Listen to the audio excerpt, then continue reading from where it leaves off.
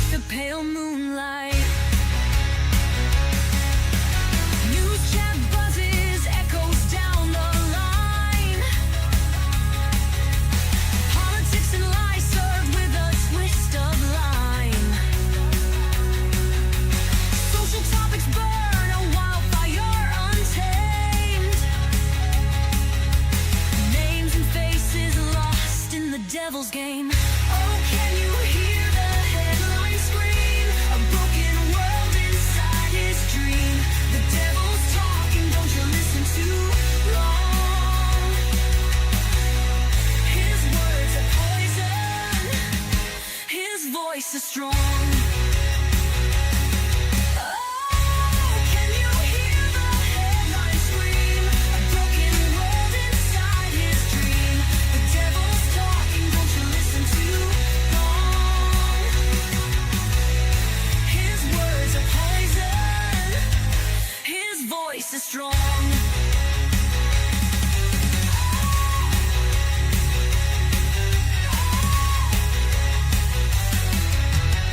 The papers fly like shadows in the night. Every story's spun to feed the fear and fright. Divided hearts and minds, the cycle never ends.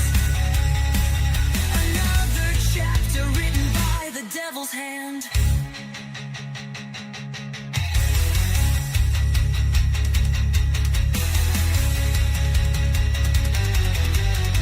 The microphone crackles, the audience is blind, dancing to the tune of a crooked design. Social threads unravel, the fabric starts to tear, but no one seems to notice, no one seems to care.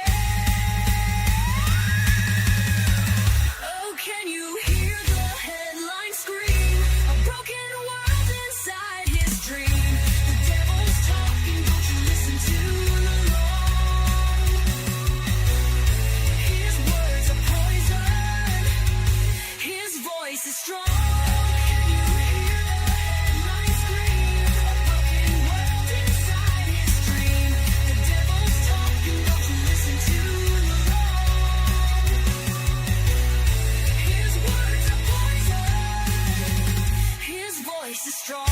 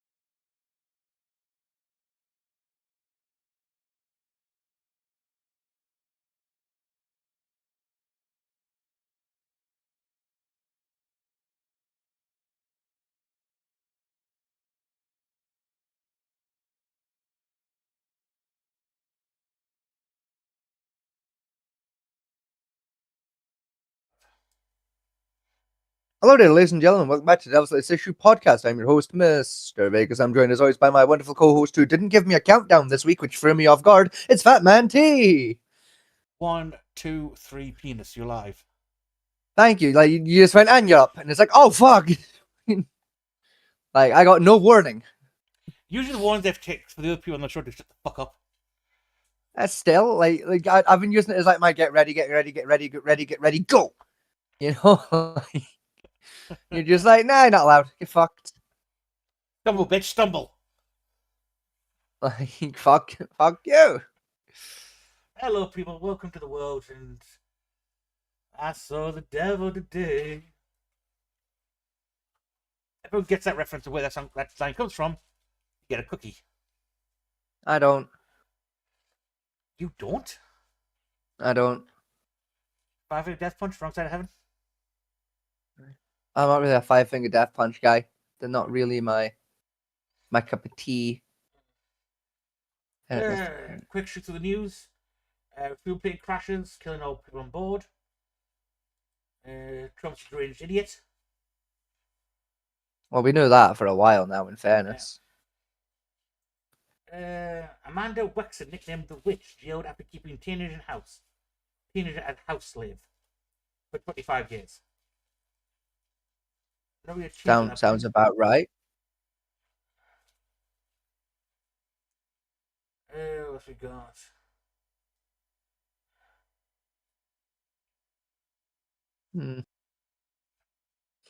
Ukrainian paralyzed Putin by capturing more land than Russia in a single month.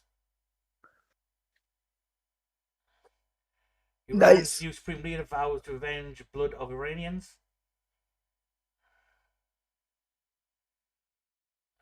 How Iran proves America needs Europe. Don't know to say how. The Glasgow fire, which wiped out the old train station, was apparently started in a shop exposed to selling illegal vapes. Yes, I've heard that myself, but also I've been to said train station and there's no such fucking store in the train station, so I think they're talking horse shit, but you know. US Star own says he made a mistake by appointing Mandelson upon Madison. Mm-hmm.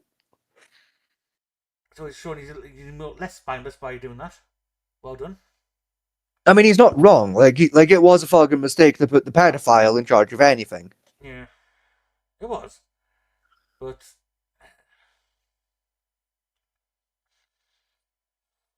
you know, like I have more respect for him now than I did before. Like he's actually admitted that he made an oopsie fucking poopsie. You know, I have a lot more respect for a leader when they're actually able to admit that they were fucking wrong about something. US eases sanctions on Russia. Europe says it makes no sense at all and he's an idiot. I mean, yeah, but What's we got?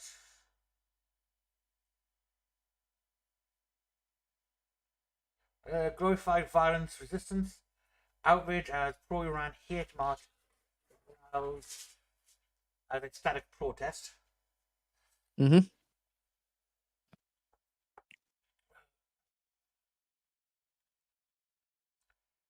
I mean, I'm not going to get that one because the right to protest doesn't technically exist. Mm-hmm. Right? Well, it's enshrined as part of our basic rights of the right to protest. Yes. But if protest conflicts against the standardized morals of a nation, should that protest still technically be allowed? Yes, it should. Because like, the entire point of a protest is to oppose what is happening. Yeah. You know, if we only allow fucking quote unquote protests to agree with the government, that's not a protest. That's The entire point of protest is you did this, that's fucked. You know, like that's well as if we don't have protests that disagree with what's happening, we never actually see change. Because it limits the ways in which the information can be spread. That yeah, if you agree that this was fucked up, you're not the only one that thinks that way. Yeah, and true. I do agree with that one. Like protests should be genuinely allowed, but like one of those ones like people say, you know, if you had a march saying Hitler was a good person and all that, would you agree? Would you allow that? Yes. Would allow that to happen? Yes, I would happily let them protest. I mean, they'd still be fucking arrested after the fact because, like, hey, hate speech, but like, you want to walk around and do it? Fucking, I'm not going to stop you doing it. Yeah. Just going to arrest you for fucking doing it because that's still a hate crime. You know, like, I hear one goddamn Zeke Heil, you go in jail, but like, You know the ones that come like about especially about like the far right versus the far left in universities. Mm. You know, it's like yes, allow them to speak because at that point in time, universities there to challenge what your perception is of reality anyway. yes. And part of university is to be taught critical thinking skills. So, you get all the information, then you decide for yourself what's there, what's right, what should follow, and that type of stuff. Yes. That's the point of a university. By censoring everything at the university level alone, kind of defeats the point of going there. some degree. I mean, yeah. Well, Anyway, so yeah, the protests have been kiboshed to some degree. The US Secretary of War says Iran's supreme leader is wounded, lightly disfigured.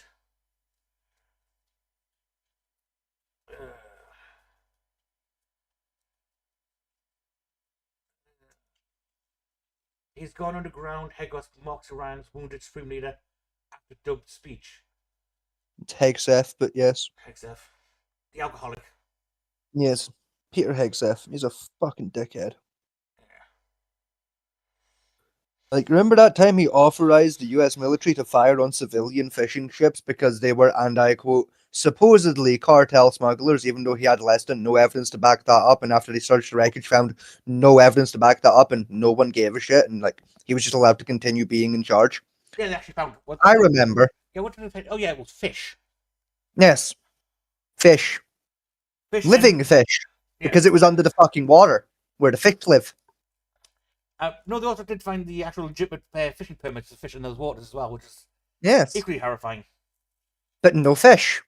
Because they bombed the thing before they could even drop their fucking nets. Yeah. No drugs, no weapons, just fish and wreckage. Mm-hmm. Yeah, and remember when no one gave a shit at that revelation? Pepperidge Farms remembers.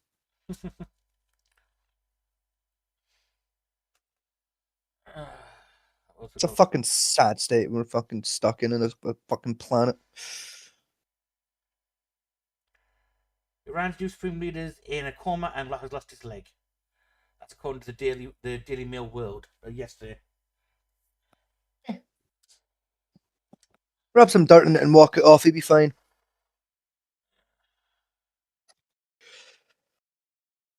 Johnny Sweeney comes under fire for fueling business crisis after Glasgow Central fire.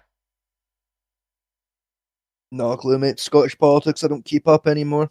I don't live there, so I don't need to give a fuck anymore.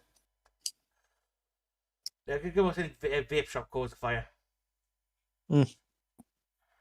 Yeah, I've been to Glasgow's fucking train stations. There isn't a vape shop in there, but okay. You know, I was in train station. I was in historic Glasgow building in the centre of Glasgow. Probably the last picture I've seen was of the train station. Yes. So Which is a historic building in the middle of Glasgow, in fairness.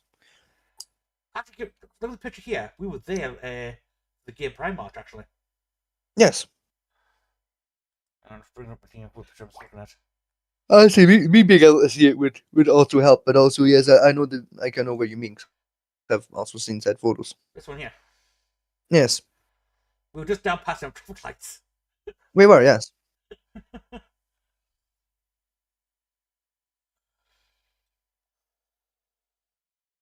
30 years since the Dublin school massacre. Oh, that was the shooting, right? Yeah, the school shooting. Apparently the worst, Yeah. deadliest one. Britain's deadliest mass shooting, apparently. Yes. That's what changed the gun law for handgun carry. Yes. That one. Again, the problem with that one was it wasn't a legal gun; it was an illegal firearm in the first place. Yes.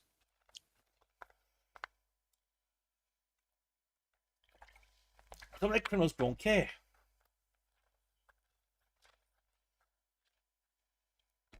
What else do we have? More about the energy crisis with Iran going off. More photographs of Andrew Epstein and Madison. Looks like they're having a barbecue together. More or less. And that's about it for the news. Nothing else much going on. Yay. So, moving on to a more important topic. Yes, apparently, as we've just found out the past 5 minutes, the Daily Wire has been producing a lot of movies lately. Used to be like docu-movies and that type of stuff. Like, What is a Woman? Okay, well, I'll be so fucking real. I didn't know the Daily Wire made shit outside of, like, that one school shooting movie and the news. Like, I thought that was all they did. No, Like, I didn't know they'd made other shit. I'm gonna be completely honest with you. here's one thing, right? This is going back a bit, about a couple of years, about a year back. Hmm. Right? You know about Steven Crowder. I've brought him up a few times on the show. Vaguely, I got a vague idea who he is. I've yeah. watched him I used to watch him quite a lot. And that. And again, I don't always agree with everything the man said, but he was quite funny in some shit he'd come up with.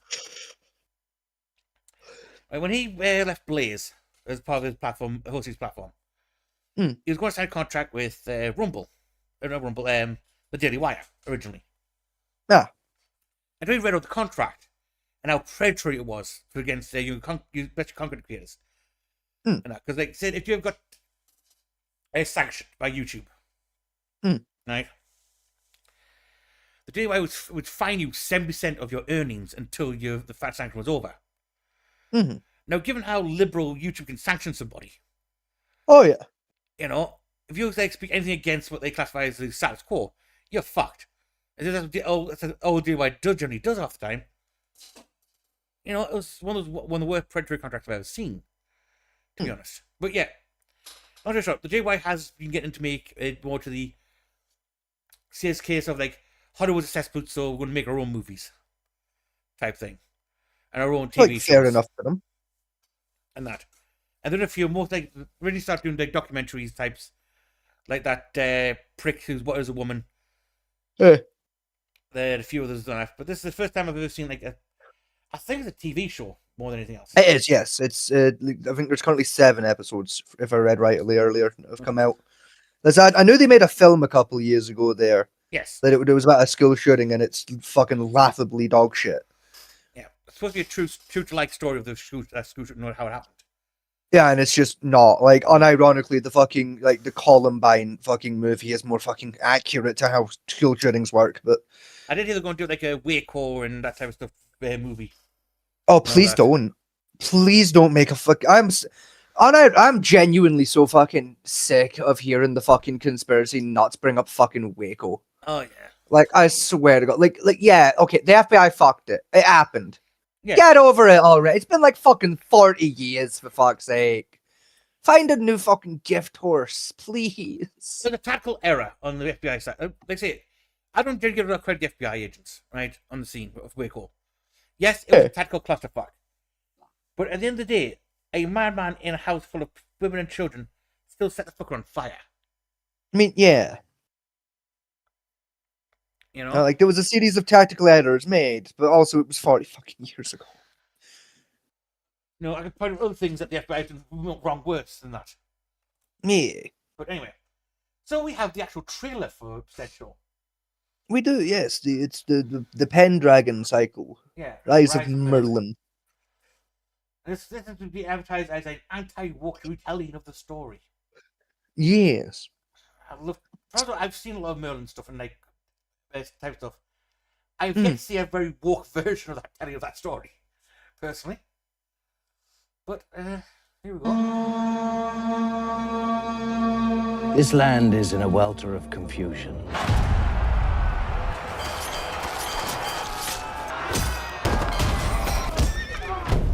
There are more kings than sheep, more princes than crows on a battlefield.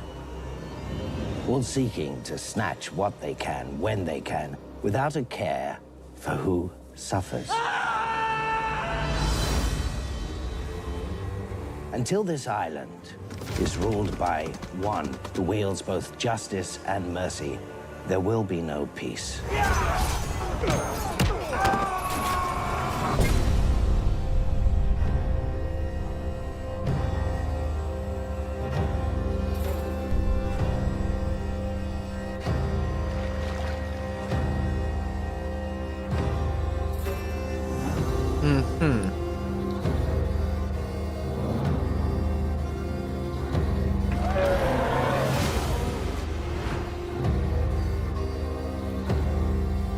Look at them.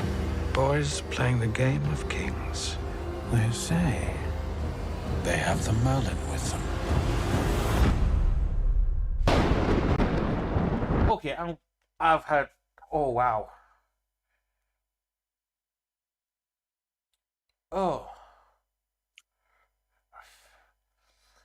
Yeah, so that's a show tonight, folks. I'm going to go step into traffic now. Fucking Christ on a cracker. Where to start? Fucking Fuck. like the armor laughable. The armor's been laughable the whole way. Right, half of them are just like made up bullshit. The other half wouldn't protect you from fucking anything. Wait, Yeah, like that. Those armor designs were fucking rough. let's go. There's some way to start, right? There we go. The bullfighting scene is another fucking issue. Yeah, like that. Look at this one. Like- This big one. Right. I'm assuming it's supposed to be studded leather armor. It's an attempt at it, yeah. I'm guessing. It's fucking really shit leather armor, but I mean, it's like, what, 2 millimeters thick, if that? If that, but what's even worse? I think it's supposed to be Arthur. I fucking hope not. I think it is, yes. Oh, God. Okay, now, where to start with this? The story of the Pendragons and King Arthur and stuff takes place during the 6th century. Yes. In Britain. Chainmail was a thing. Yes. Like, chainmail is one of the oldest fucking metal armors in Europe. Yes. Like, the Europeans figured that shit out, like, about 10 minutes after they figured out bread. Like, Not that though, right? You remember, during the 6th century, armor was still very much inspired by Roman-type armor.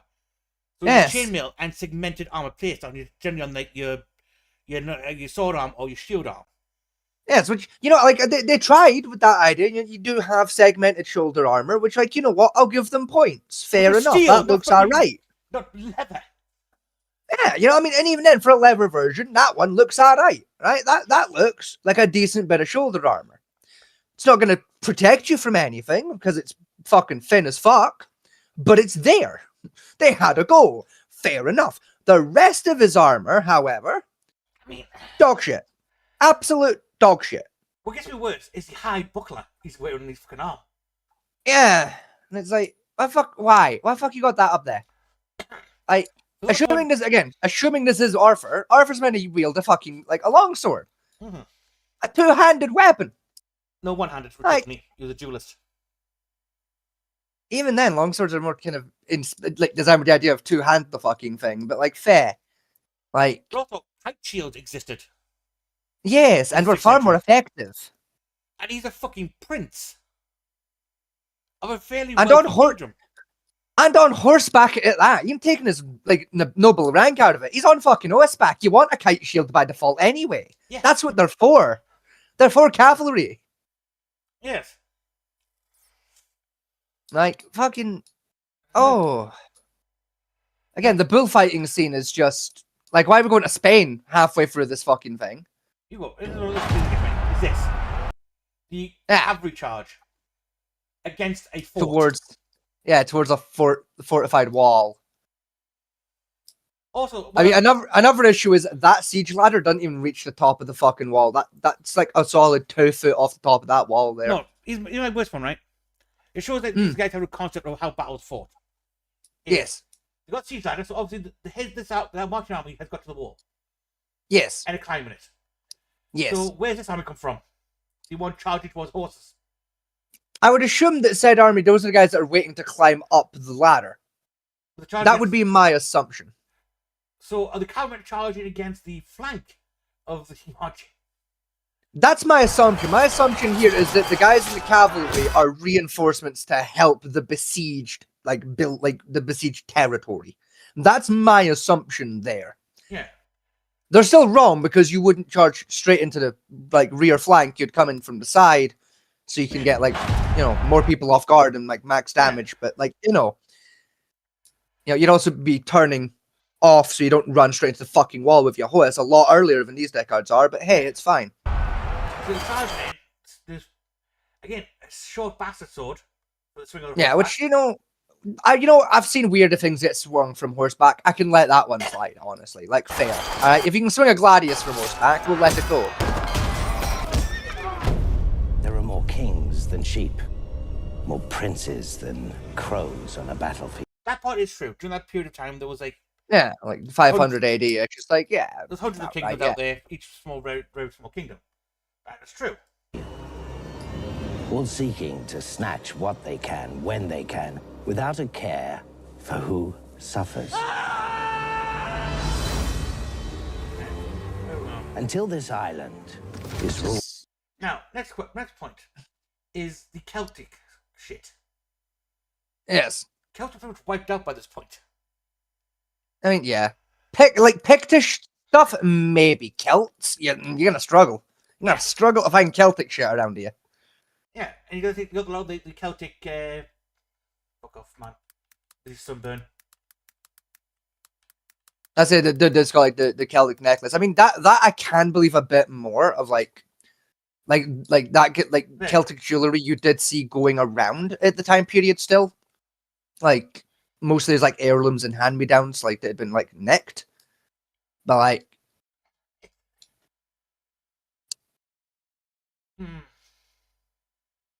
I get what you mean, but again, it doesn't feel right.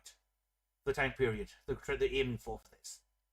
as it's the kind of thing like historically we know it like it is possible to have happened, so like fuck it, I'll let that one slide. This island Of like it's is unlikely but ruled- it's plausible that there'd be a guy with just a Celtic necklace.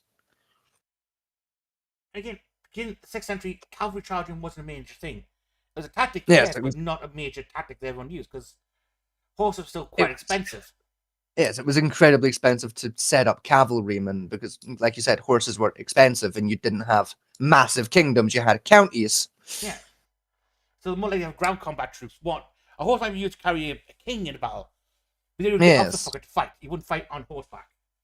Yes. And even then, it was like, you remember looking at a time period where you started to see the trend of commanders and leaders starting to take more and more of a step back from the front line of combat. Yes. They'd be there on the battlefield, but not actively engaging in the battle.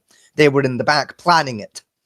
Like, we're in a time period where you start to see that happening a lot more frequently, Yes. especially in fucking Europe. The mounted general. Yes. That's what generally referred to. Yeah, especially like when it comes to a king, or someone that people are defending, like Arthur would be as like, yeah, this guy's supposed to be the one true king. That's why we're on his team. Yes. And it's like you wouldn't see him take up the front line personally. You'd see him maybe mid line or back line. You're not going to see him on the front fucking line on a horse. Yeah. If your king's in the heat of battle, something's gone terribly wrong at this point in time. Yes, you're in danger. You should probably start considering like retreating and or just straight up committing treason. Just gonna start fighting your own men and hope that the enemy doesn't notice they didn't pay you. Yeah. by one who wields both justice and mercy, there will be no peace. Now, this didn't hear about uniting the British Isles. Yes. Anyone who's ever British history knows about unification of the British Isles. Right? Yes. Which happened in the 9th century. Yes. Yeah, that was a lot closer to 800 AD. Not Catholic period, which was 600 AD. Yes. They're still very much Saxon and the same class Saxon period at that point. Yes. It wasn't until like around the 7th century, but these kind of wars started happening, where kingdoms started to merge into one another. Yes. You had more resource wars around now versus territory ones. Yes, there's more about getting like resources of gold, or purely just for the ransoming of soldiers back to another kingdom. Or perpetually squabbling. I say less ransoming soldiers, more ransoming of like knights and like lower nobility. But yeah, Yeah. like let's be fair, like even back then, the lord of a land isn't gonna pay fucking any money to get John the farmer back, because fuck John the farmer, he is a peasant. Yes. Gary the blacksmith, you might get 5 or 6 groschen. John the farmer, however, is fucking dead. Like.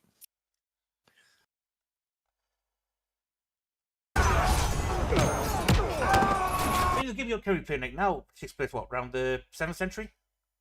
It's a little bit later. It's 1500.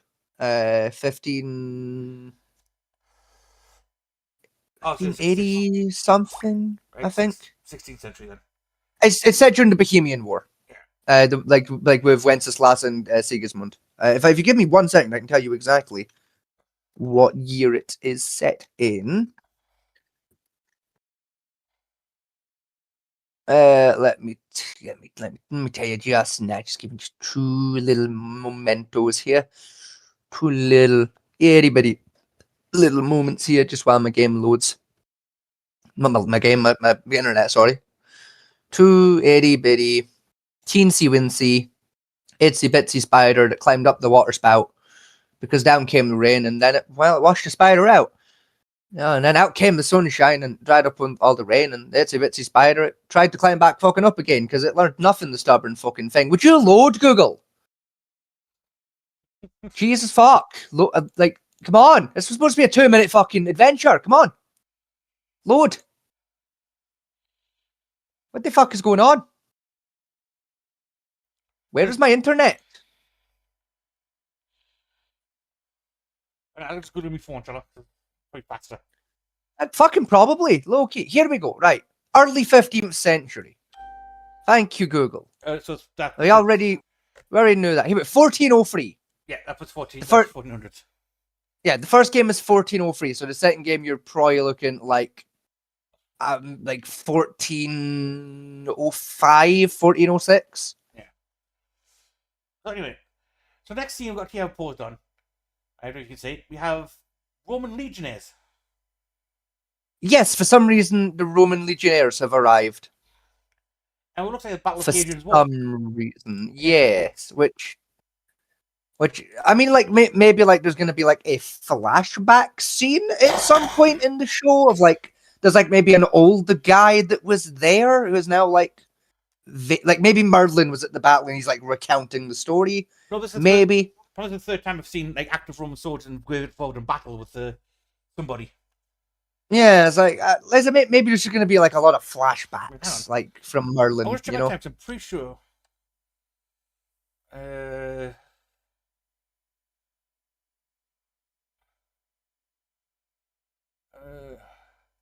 What are you checking? 410 AD, yeah. I thought it was. When did Rome leave What Britain? was? Yeah, it was about 410, yeah. Yeah, and like say King Arthur 6th century, so like about good 100 About 100 years. years. Yeah. King Arthur's supposed about mid 6th century.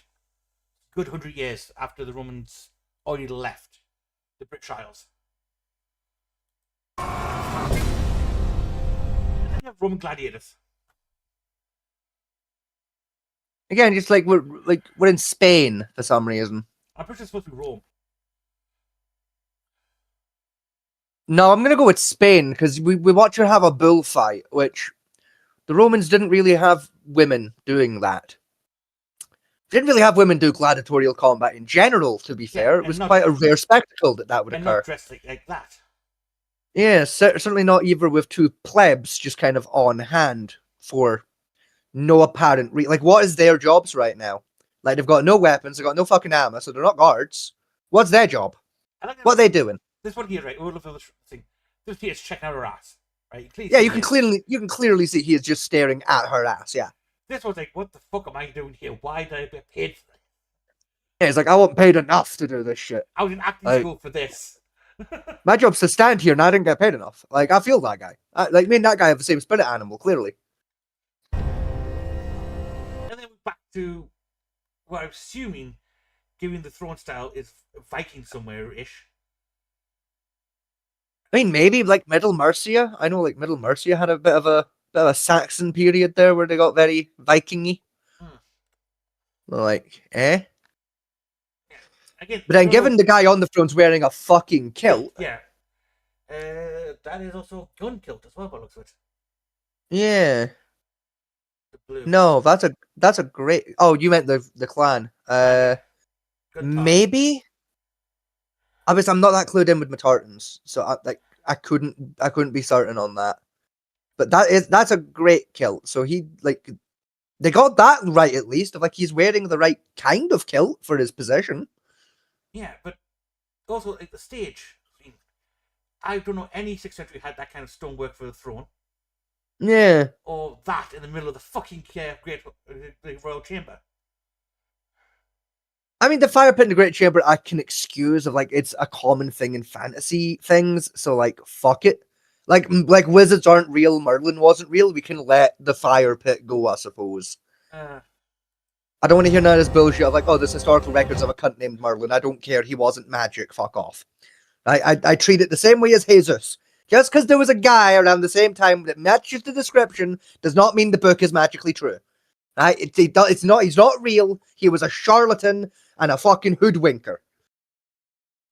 Ow, my knee. That No. wasn't my knee. That was my elbow. Same difference. Now we come to this scene, right? Which hurts my soul looking at it so much. I mean, for one thing, apparently the Lord can't afford to get fitted armor. Yeah, so he's wearing really cheap scale for some That reason. even scale, that's studded. That's That's studded. that's scale. That's really shit scale.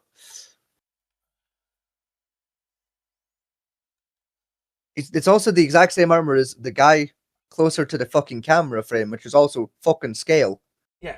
It's literally the same fucking arm piece. And the guy next Like- to him. So two walking plebs have the same armor setup as the fucking Lord. Ugh. And what's worse about this is, right, he's a tackle he's using.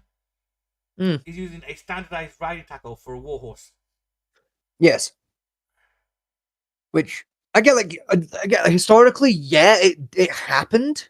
Not with a lord. Like, if he was just like a lower knight, maybe.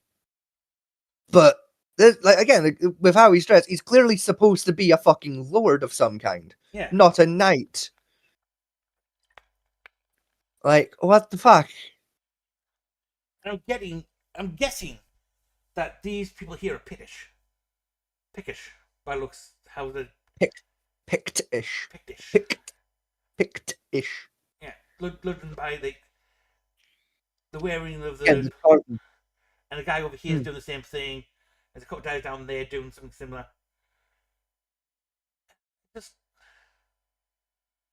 Like, the only thing that bugs me, right? And it's one of those things I'm willing to let slide because, like, you know what, most people fuck it up. It's fine. It's like we are really fucking early to be seeing tartan historically. Like people assume tartan was always a face. Like, no, you don't really see it start to crop up till like close to like the 8th century, really. yeah, so like, But it's like- furs. It's exactly. It's still one of those things where, like, I can let it slide because you know what, you're just trying to show off that it's the Picts. And Yeah. you don't want people getting them confused with Vikings. So you know what? I'll let it fly. It's fine. But it's still like slightly bothers me because it's like every piece of media ever gets it wrong, and it's really fucking irritating to me. Hey, look, that's Pictish. Yeah, that is genuinely a more accurate depiction of what the Picts would have looked like at the time. Yeah. But I guarantee you, they're not going to be the Picts. Nah.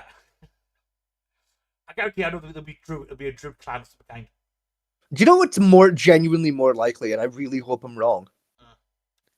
I bet you any fucking money they're going to try and sell it as they're the leftover resistance from Boudica's band. Oh, the Celt. Or the Clet. Was it Celt or the Clet? Boudica's clan. Like, neither? Wasn't it? No. Uh. Do you mean as in, like, her family name? No, a clan Is name. that- Yeah, like her family name. That was Cleot. Cleot, was it? Like, in terms of the band of, like, soldiers she ran with, like, they didn't have one. It was just, like, Boudica's army.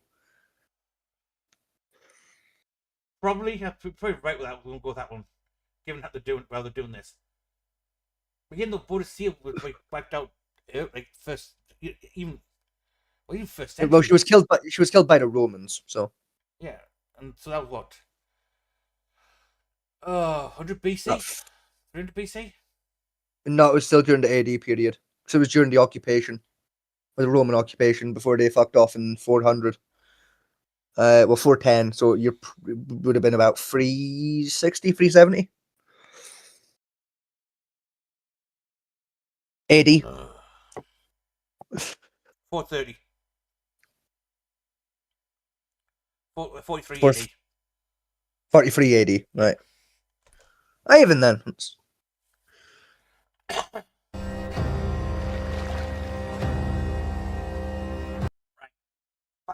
Christian baptism didn't happen either. Yeah, because the Christians weren't here in Europe yet. Well, there were in small things, like the Christian technically wiped out, did a lot of damage to the. That was again mostly Europe, wasn't very much England. England still very much ran on Yeah.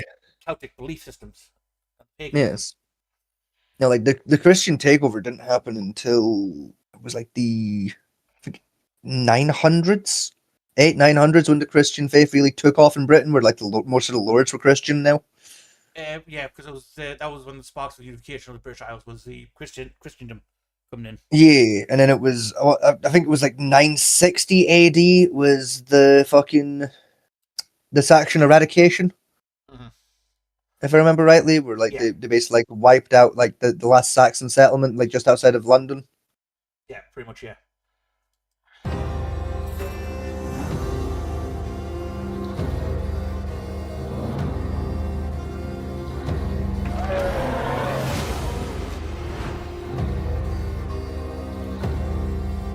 Look at them. Boys playing the game of kings. They say they have the Merlin with them. You know what, I'll give them points. At least Merlin looks vaguely historically correct for traveling magic man. Died long Yeah. before you and I were born. Oh, I hate that so much. That's what we're going with for Excalibur, is it, lads? It is, yes. Excalibur and Avalon, since Avalon was a shield saber, shield thief. Okay. Yeah, that's what's going with Excalibur. Oh, I hate that so much. That's someone saying, I want a generic fantasy sword from a like 5-year-old. Hear me out when I say it genuinely looks AI generated. Like it looks like CGI, right? The problem is what gets me most is right. That's plastic. Yeah. That sheet Yeah, is it is. plastic. They see the no molding Yeah. the metal there. They couldn't afford Yeah. for budget to make a decent sheet. Oh fuck me. Oh, I hate that sword so much. Even down like look at that. Oh, that'd be horrible to hold on to. It really would, The yeah. metal spiral on the handle. Oh, that'd be dog shit to use. Fuck it. I've seen what you can do. What the fuck was that? You saw exactly what that was, mate. That's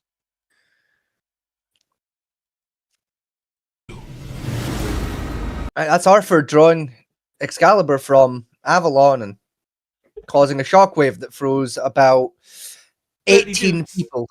Hmm. Yeah, because that's how swords work. Yeah, sure. They're doing the animated fucking special draw. Literally. Like, I'm pretty sure Zorro does that in an episode of One Piece, I'm gonna be honest.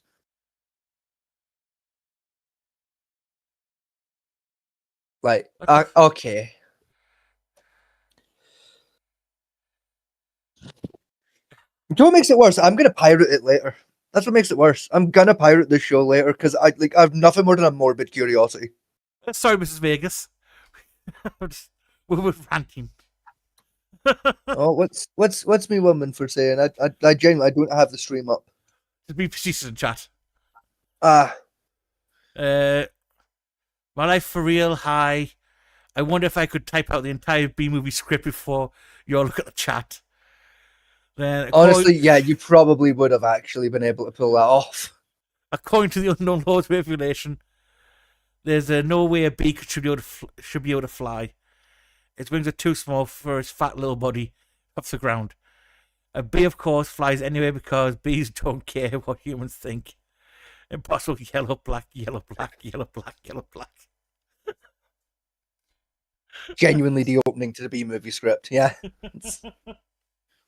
Sounds about right. Those who don't know, bees fly via helicopteration. Rather than Effectively, they yes. spin it. Yes. So yeah, Still shouldn't work though. it should know. So yeah, he basically did the anime style draw sword. Oh my god, you missed my favourite line. What line? I don't know, but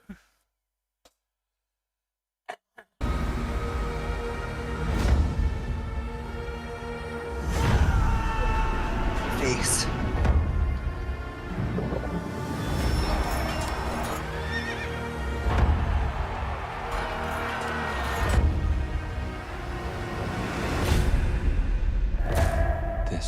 is where it begins.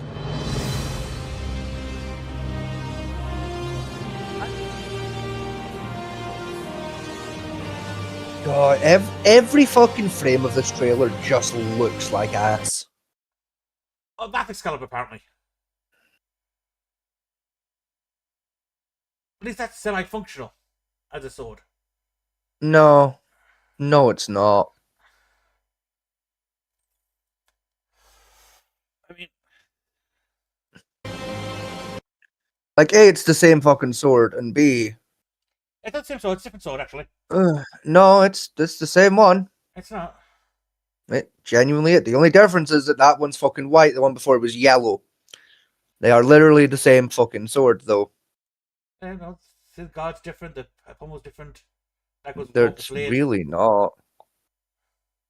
Like, they're the same damn fucking design, mate. That's all. The grip is still the same grip you complained about is still there. Like, fuck that. Yeah, that I'm was- still pirating it, but like, fuck that. Oh, that was generally hurtful.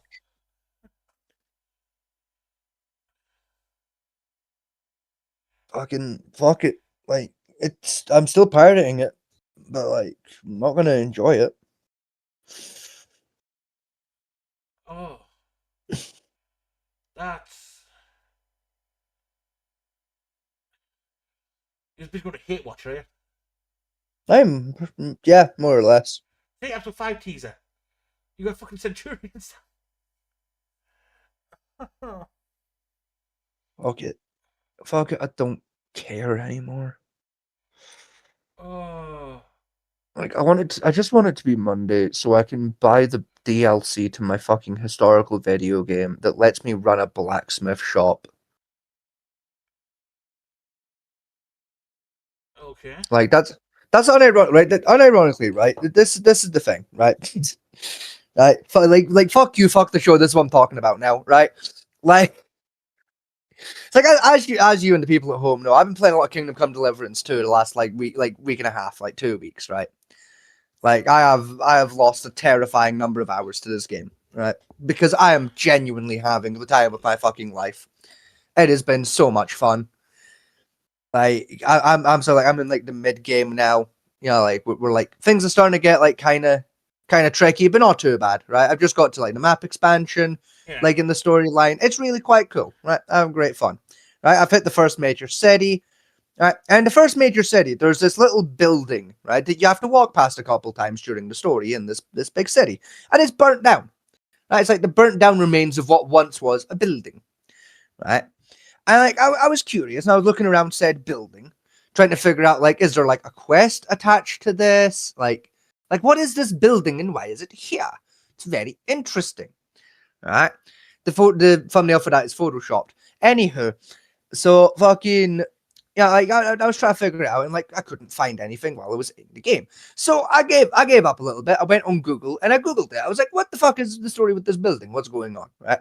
So do some digging. Turns out this building is tied to one of the DLCs, right? Mhm. It's a DLC called The Legacy of the Forge. And what this DLC lets you do is basically gives you the building, and through a series of shenanigans, you end up owning the building. Right? And you can fix it up, and you turn it into like a little blacksmith's forge with a little house, and you can live in the house, and you can decorate everything and make it just the way you want it, and it's really quite neat. This DLC also adds the Blacksmiths Guild. So you can join the Blacksmithing Guild, and by joining the Blacksmiths Guild, you get access to like way more crafting recipes. It's like this really like cool little expansion where it's like you get like a permanent house in one of like the best settlements in the fucking game. Like you get a permanent residence, you know, like a fully customizable residence, you know, like a place to just kind of do all your blacksmithing, which like, yes, please, because I'm genuinely enjoying the game's crafting system. So yes, the fuck, please. You know, and it's like $11. And it's one of those things where it's like the game on its own is like $40. So it's like already not bad actually. Like $10 for like a little DLC that like just kind of that gives me exactly what I want. Yeah, I'm like cool. Yeah. I don't mind that. I got the game through Game Pass. So it's like you tell me I can rent this game for $20 a month. And then just pay one time flat $10. and I got the DLC that gives me the exact content for the game I really want. Low-key, that's still a pretty good deal, actually. You know, because it's like one of those things of like, if I wanted to like buy the game outright right now, you know, it's like I'd have to like save up for 6 months, buy a next-gen console, buy the fucking game, then buy the DLC. Whereas this way, it's like I can just play the game on my old gen console for like $20 a month, pay a tenner to get the DLC, job done. You know, like, because because like I did it with Helldivers, where it's like you can still like buy next gen games on the Xbox and like play them through Game Pass, like using the stream system. So it's like either way, even if I bought the game outright, I still have to pay the $20. Yeah, so it's like my plan is basically like for the time being, I'm just gonna keep paying the $20 till they take it off Game Pass, then use my Game Pass discount to buy it cheaper, get it for like 30, and then like just like downgrade my Game Pass to like the fucking $6.99 version because that still gives you the cloud streaming abilities, and then just do that, which is what I was doing with Helldivers. Like, Fair enough. yeah, it's just like there's just this DLC that lets me open a little blacksmith shop, and like fuck yeah, that sounds awesome. Like I want to be a blacksmith. I want to like give up on this world and just become a virtual blacksmith. That sounds awesome. Probably a real life blacksmith though. Yeah. And Why were you virtual? We actually are a blacksmith at the moment. well, because the blacksmith forge I can get in the game has a big big enough everything. I can just like sit and like make bastard swords if I want to. For like 3,000 groschen. Whereas like we ain't got a big enough forge to make a bastard sword here. So like there's still that element of fantasy there of like I get to do a thing I don't get to do in real life. That as well, I'm allowed to murder people in Kingdom Come Deliverance too. I'm not allowed to just kill people in real life. I'm sorry, I can't afford a larger forge to be a bastard sword at the moment. Yeah, like it's not your fault. I'm just saying, you know, like in Kingdom Come Deliverance 2, I'm allowed to like make a bastard sword in my house and then like walk out into the forest, stab 4 deer and a bandit, and like that's fine. Whereas if I go do that in real life now, like I get questioned by the police very quickly. Namely about why I have a bastard sword.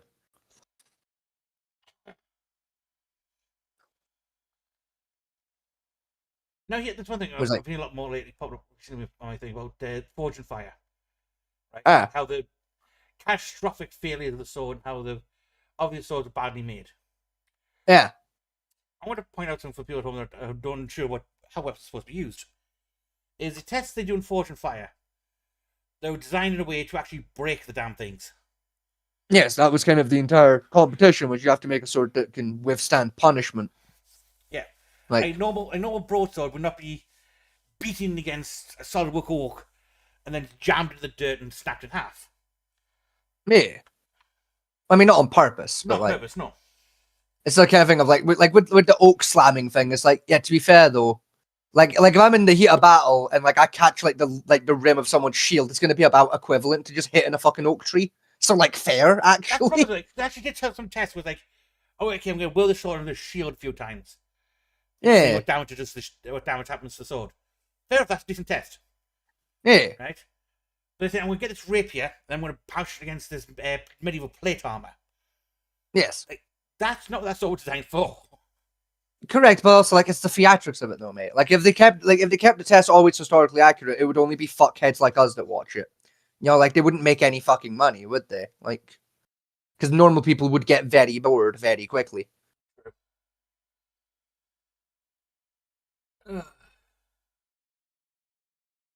Car crashes. Don't can't be after car crashes today. That's an Echo thing, and he's not here right now, so fuck it. Yeah, he gets oddly aroused at car crashes, doesn't he? Yeah. That's a knife. It's a knife. In that small child's hand. Oh, tail brass to attack cops. Yeah. That's a really shit knife too. I don't like that knife.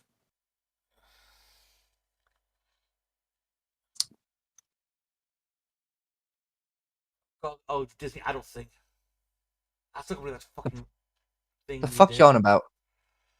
You never heard of a Disney adult? Yeah, like just adults that like Disney. Like, yeah. No, adults who are obsessed with the damn thing. Who basically Yeah, it's Gamer, I hate to break this to you. You realize that like that it's literally just Disney's that like adults that like Disney though, right? Like it's literally the same thing as Weebs, where it's just an adult that likes anime. It's the same thing with Disney adults, mate. Just Yeah. people just use it for bullying and kind of like overplay it, and it's like, yeah, it's just people that, you know, like all I'm saying, right? Unless Disneyland turns around and puts a minimum fucking like age on, like, you know what I mean? Unless Disney himself turns around and says, okay, if you're under 18, you're not allowed in the park anymore. I feel like people shouldn't be judging motherfuckers for wanting to go to Disneyland and hang out and buy Disney merch. Like, we all got our special interests. I don't get why people like kick up a fuss about, oh, these people are into Disney. That's for kids. That's cringe. It's like, mind your business, David. Like, it don't make sense to me. You know, like, I like Disney movies too. I'm not as obsessive, you know, but like, I've got about the same relationship with Disney as I do with most anime. I've like, I like it. Not really a big thing for me though. Just like, it's there. I'll watch it maybe. Sure, you know, like, you know, it's like with the Disney adults and the weebs. It's like there's just people out there that like it a lot more than I do, and that's fine. You know, like, everyone's got a special interest that someone else thinks is cringe as fuck. You know, there's plenty of people out there that would argue the fact that we play video games is cringe as fuck. Oh yeah, most. You know, and much like the Disney adults, I don't give a fuck what those people think. You know, like, you know, I'm still going to enjoy my pastimes. You know, I argue this world would be a much fucking better place if people minded the damn business about what other people do and don't enjoy as a pastime. I know the alchemy. Trying to call it. Huh? Deadly spear, the ad lib. Where they put that bit thing would give the spear wrong range by throwing it. Yeah, the fucking, just like the atlatl. I think it's like meant to be. Yeah. Yeah, According to fucking. the ankle. Yeah, something like that. I don't fucking know. What's that? Oh, the Ankeli.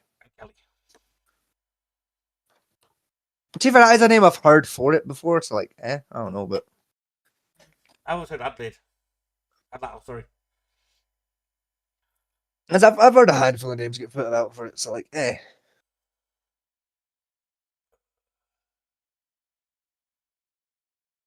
Ghost tornado. Tell you what, everyone like thingy. How about this one? 10 historical stores that suck. Yeah, fuck it, why not? When people handle antique swords that are And this is from the Academy of Historical Fencing. Oh, shout out to you, Academy of Historical Fencing. Yes. Which Academy of Historical Fencing? We may never know. Sword Fight UK. Ah, there we go. It's that one. It's the Sword Fight UK Academy of Historical Fencing. Shout out to you, Sword Fight UK Historical fucking Academy of Historical Fencing of Historicals. Truly, you are historical. Okay, there we go. are hundreds of years old, they tend to be awestruck by them and overlook some of their shortcomings. The truth Steve, that is, looks there are plenty of uncomfortable. antique swords that are rather rubbish or have poor features. So I'm going to show you 10 swords that are poor or have bad features that I think are just generally a bit junk. Let's go. Okay. Fair enough to him. Hi, I'm Nick Thomas and welcome back to the Academy of Historical Fencing. So somebody recently posted on one of our videos to say, how about doing a video on swords that you don't like, antique swords that you don't like? Because so often I feature antique swords where I really appreciate their designs, their features, or their history.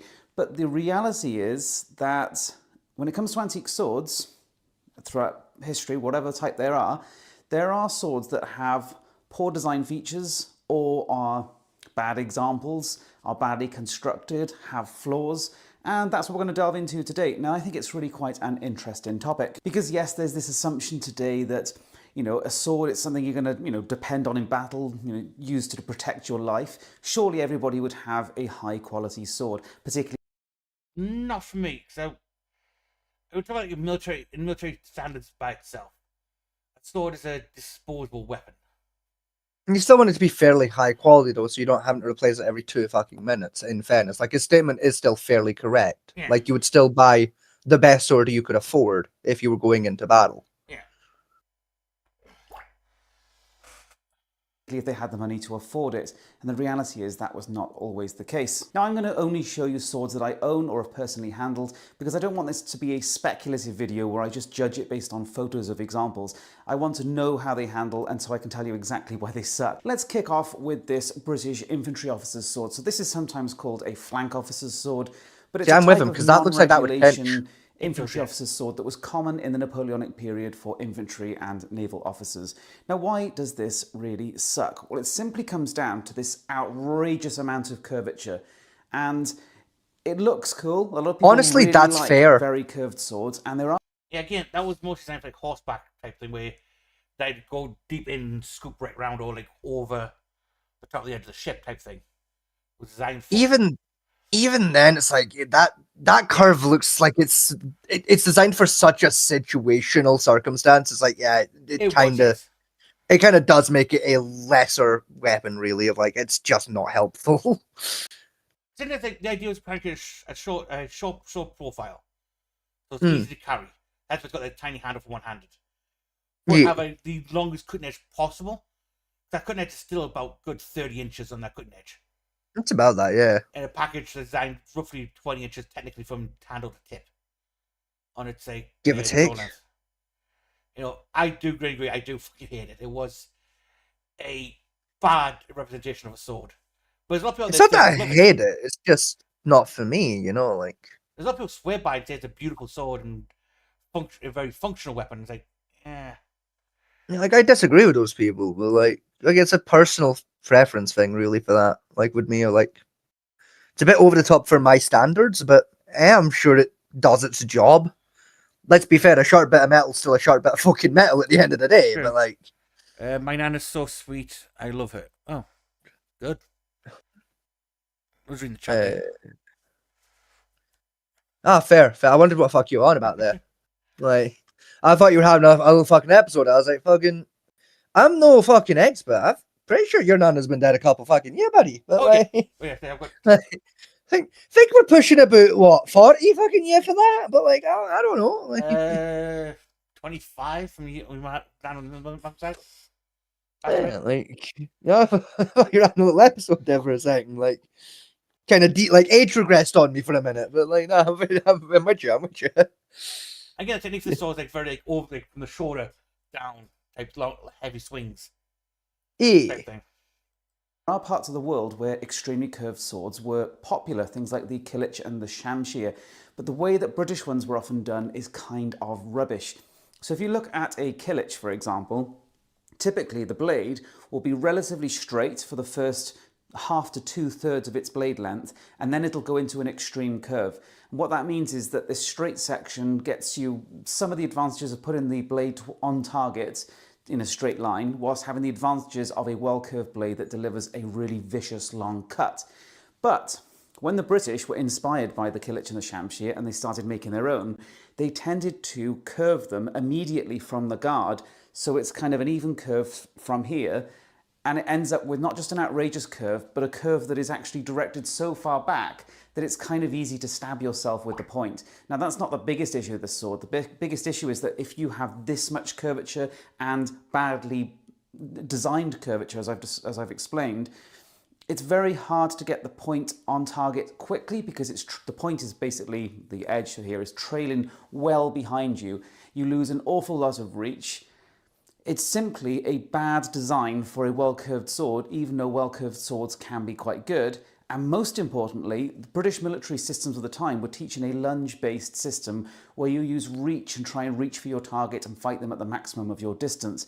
This kind of blade, you lose a massive amount of reach and is really suited to close-in fighting at nothing like at all the way that the British were being taught. So it's both a badly designed blade, misinterpreted from some of the Kilich and Shamshir type swords, and completely ill-suited to the British style of combat. Now, at number 2 is this cup-hilt rapier from the Royal Armouries collection, which you can see me handling in some of these photos. Obviously, I don't have it to hand, but I've got a an equivalent of my own from my antique own collection of the same sort of time period, cut-hilt rapier, and you can already see the big differences. There's a pommel here. That's really significant to why this sword really, really sucks. So, cut-hilt rapiers, we tend to think of them as very, very long, very, very agile, nimble, kind of thrust-focused mostly swords. It's not entirely more or accurate less. because there were beefier bladed military types of cut-hilt rapiers as well. But in this particular case, look how decadent and elaborate this rapier is. This is surely the kind of rapier that you're going to wear day to day in civilian life.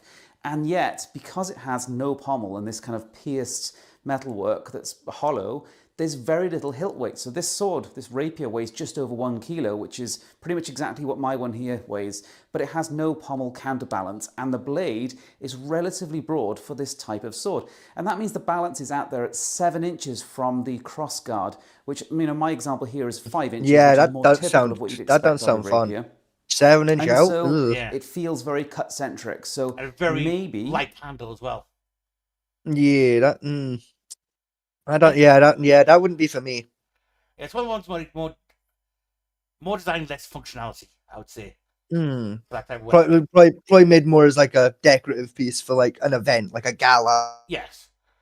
You know, a bit like jewelry. You walk around with, expensive bit of jewelry in your hip that, in a pinch, you can use to defend yourself with. Yeah, like those necklace the owner of the daggers. sword Yes. preferred cut-in.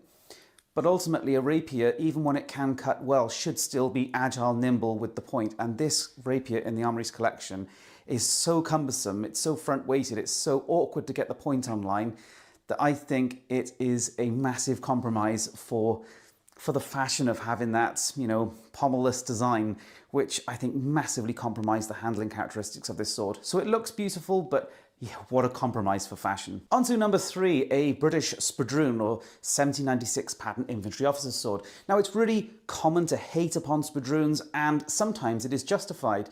There are actually good Spadroons, so these 3 examples here are examples, all of them, of actually really good Spadroons that are well made and I would actually depend upon in a fight. But they're also...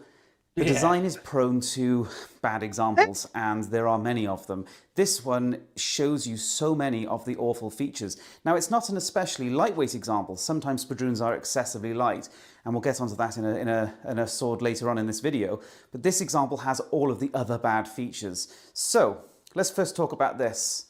A folding guard. Now, the reason for the folding guard is simply so that it can sit flush and flat against your uniform.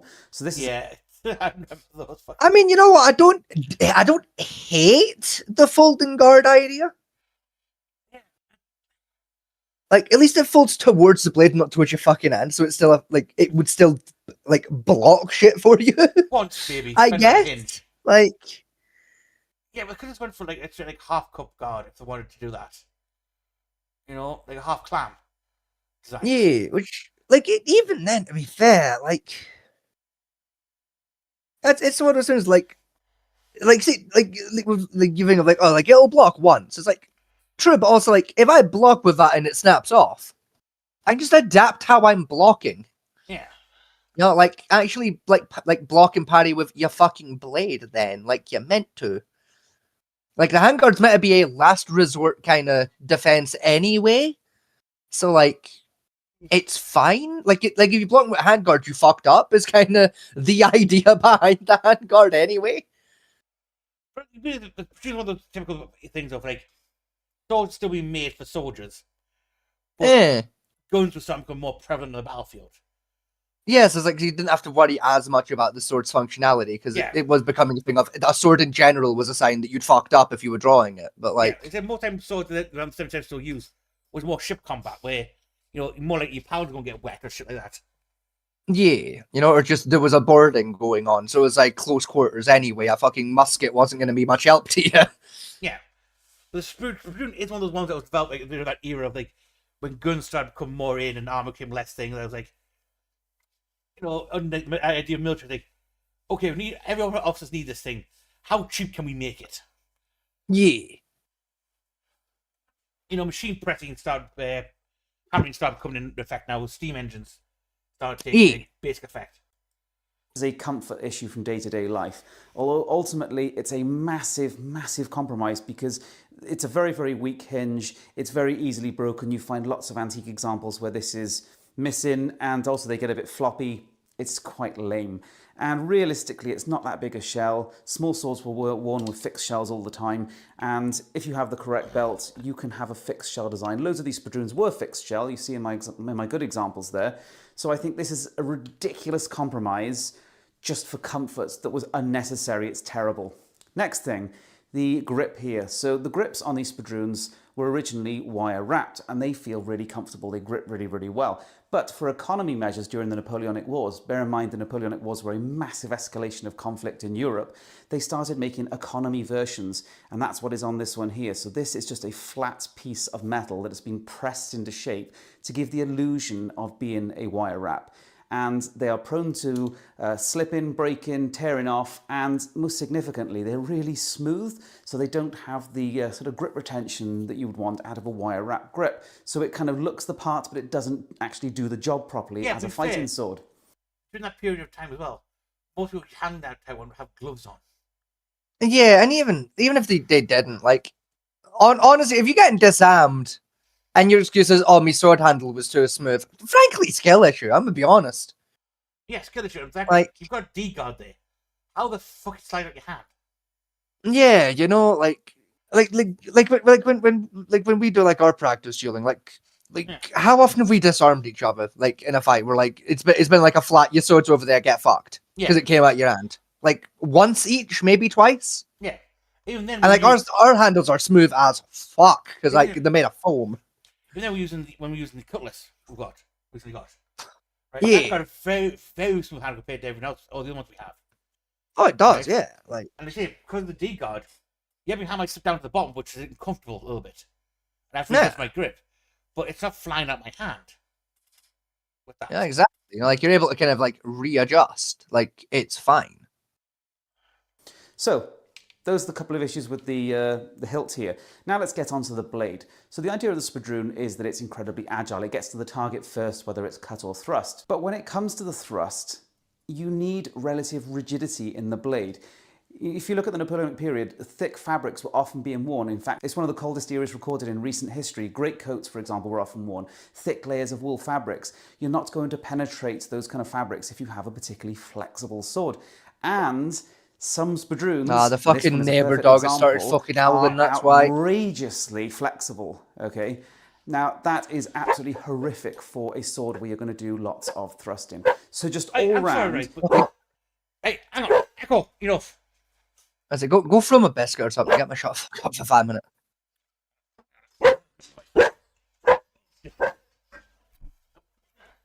Yeah. Sorry, ladies and gentlemen. We'll return to the sword-based autism in just 2 minutes here once we've got the dog situated here in the background. While Fat Man T sorts that out, what the fuck did you just say about a wallet? Sorry, how the fuck do you even get near it? I thought my wallet was on fireplace. It was. Huh? Hang on. Yeah, well, I found my tea sorts things out in the background there. I'm gonna fucking make myself a little glass of Coca-Cola in the background because I'm a little bit eepy. So I'm gonna get myself a nice little dose of caffeine on the go, and What, it'll trying be to get wonderful. I think the biscuit left in the fireplace. And Oh, the biscuit. Yeah, and the wallet slid off. Ah, I see. I took the biscuit for your wallet. Fair. Hey, back what I was saying. The rapier is a thrusting weapon around the same period of history, Yes, right? And that was a very flexible blade for thrusting. it was. Yes, but also like as you pointed out in the past, though, Fat Man T, the rapier was designed more for like gentlemanly duels, not like frontline combat. Yeah. Whereas the Spadoon was more of a like military weapon versus civilian. As is like his point does stand of like the Spadoon was going up against like very thick cloth armors, where like he's right. You did want a lot more rigidity for stabbing. Whereas like with the rapier, it's like you were having a duel with a gentleman down the local bar. You were wearing a silk shirt at best. Like One thing I want to say, the temper in that blade is very nice. The bend and go back to shape again. oh, it's a very good, very well tempered. It's like the Spudun is one of like the historical blades where I've heard these criticisms before and I disagree. Personally, it's like I quite like the Spudun myself. Like I could. Like the Falling Guard thing is like, yeah, I'd prefer it if it didn't do that, but like, I can adjust if on the fly, it's fine, kind of a thing. Like, again, with the grip, like yeah, I would prefer more texture to it, but also like, I can just take a fucking file to the grip, it's fine. Like, it doesn't matter. This is one of those weapons that shows the bow as one of those things of like low cost depending on where you are, depending on what shop you come from. Yeah. You got some like at the beginning of the war with nice high quality, that type of stuff. And then you get towards mid-war where it's like, okay, this is struggling along than we thought. Who's the lowest Yeah, we make bidder? this faster cheaper, like, yeah. And then you go towards the end where it's like good again. Like, okay, we tried making it cheap, didn't work. Who's mid-ground? Yeah, but...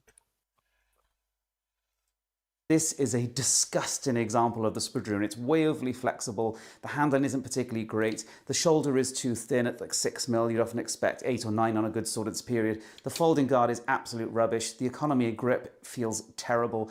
This is never the sword that you'd want to rely on. It's absolute junk. On to number 4, this foot artillery gunner's sword from, again, the Napoleonic period. So this is British once again. Again, it looks like it would like these are actually pinch a quite little, rare but pieces, beyond and that, I they're don't really hate quite it. interesting is that they are both a weapon and a tool. And that compromise is why they're not especially good as a sword. So the compromise comes from the fact that they are built incredibly thick. So they're designed as like an entrenching type tool, incredibly thick in the blade here, like you might make an axe blade, for example. So this, in fact, is as heavy and heavier than many cavalry swords of the period, despite the fact that it's so tiny. It has an incredible amount of mass here. Yes, but again, like you said, it was that's how It was, yeah. to be more less than sword, more of a machete. Yes. You use it to No, like- branch out the way of your artillery cannon fire, or at a pinch, Yes. someone's run toward you. Okay, I'm going to beat him to death now. That's all. It's like in terms of like how swords work, like from like a science point of view for combat. It's the same as like fucking upsettingly it's similar to like a rocket, right? It's mass and thrust. Yeah. Like the heavier and faster it's moving, the more damage it's gonna do. Right? More weight and more speed equals more dead. Yes. It's like the balancing act of finding the like optimal like how much weight can I put behind this weapon without losing speed. Mhm. So it's like with something that's heavy, like even like it's heavy for its size, if it's still kind of fucking fast, sure. Like as long as it's about on par with like a broadsword from an earlier time period, yeah, I'm not gonna mind it too much. I can still fuck a guy up with it. That particular sword's 20 inches from the sharp blade. Yeah. From guard to tip. So, I mean, I could use it fairly effectively, Yeah. but like I say, I've got a larger, broader arm. But again, it's Yes. designed for the artillery guys who like conquer on cannons. Exactly. So like for them, it shouldn't be that hard to swing it. Yeah. Like Well- if your job's to fucking roll a cannon about for 600 fucking miles a month, you should be grand. Yeah. Compared to an officer saber, maybe I can see the point where he's going on about here. Like, it's not exactly a dexterous weapon. Mm. It's definitely more of a strength-based weapon than a dexterity one. But still, it would be a fairly effective weapon. Yeah, I mean, you've like got thick blades, so it's not going to break easy. It's got some mass to it, good. Hand is a little short for my taste, but I've got a big hand anyway. I mean, the only thing I don't like about the handle is like it's been like a recurring theme for me is like that brass wraparound because like that looks like that would pinch like a motherfucker. Yeah. But like other than that, I don't really give a shit. I don't Like it's an alright sword to me. And the thrust, you got that 6 inches of back cut. On that Yeah. which gives it a fairly decent thrusting profile as well. Hmm. Similar to a Bowie knife would have. Type thing. So, I think, yeah, the handle for me is a problem with this. Another blade, but the handle itself is the issue with the sword entirely. No, it's the Now, same here, that's again. down to It's like, for mass, me, it's a in that it minor works issue really I have well with it. as a heavy-duty machete if you want to clear gun positions, for example.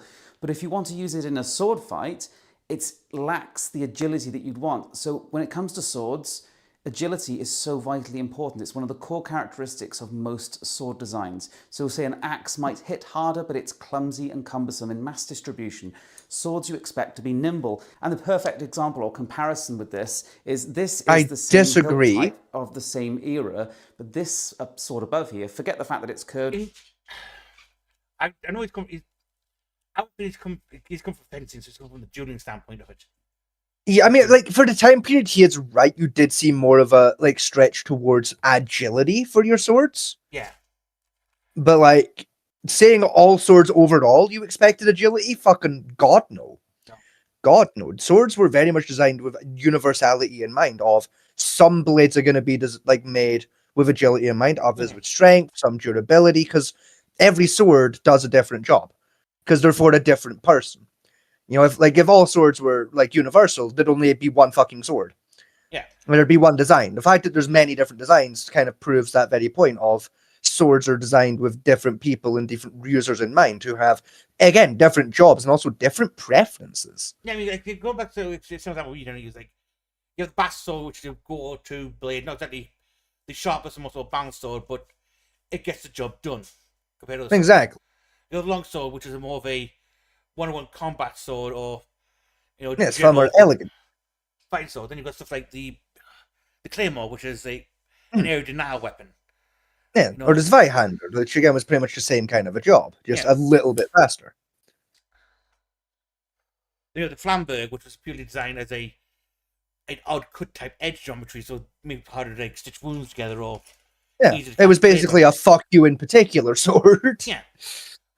You know? Saber, again, for a horseback, you dig down and come out.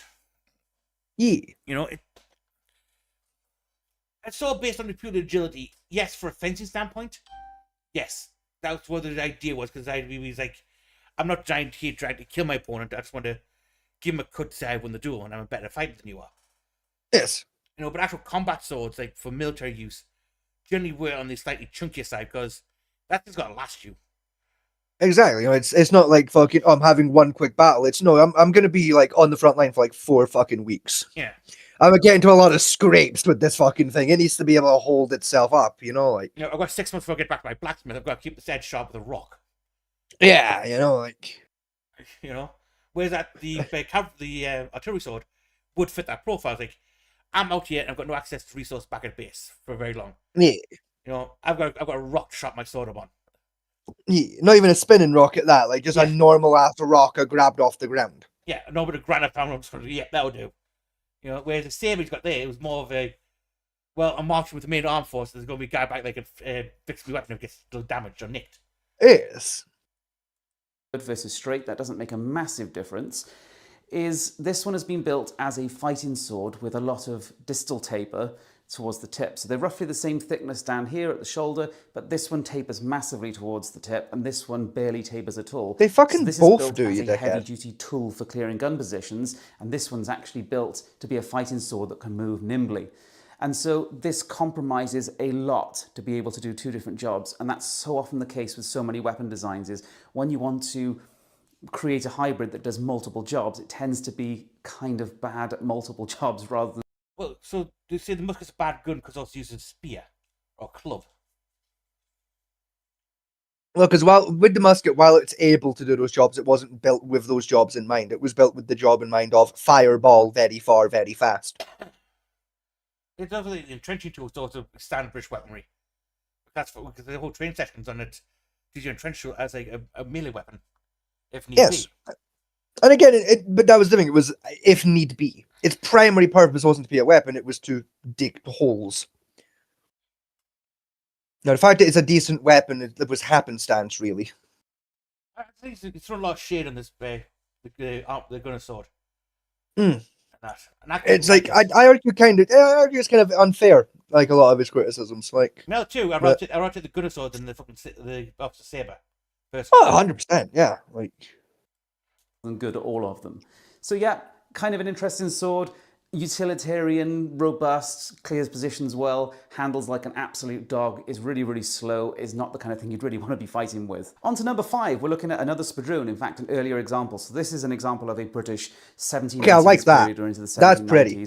Spadroon, and you can already see there's something unusual about it. It has no shell here, and that is a stupid design feature, and it only is there because of fashion. And that fashion is trying to mimic or copy the Hussar-style light cavalry sabres of that era, which were incredibly fashionable and are kind of acceptable when it's a sort of a cavalry trooper's sword, which is being more intended to sort of go and harass skirmishing infantry, for example, than an infantry officer's spadroon, which you'd expect to be used in duels potentially, but also fighting against other swords on the battlefield and fighting against muskets. And we can see here in this other spadroon from the era, Which, again, an to be almost fair, exact copy of I'm sorry, but the, he's light wrong. cavalry guard and pommel He's type he's construction. he's Although coming this from one- from a very stupid perspective Yeah. from where I'm standing.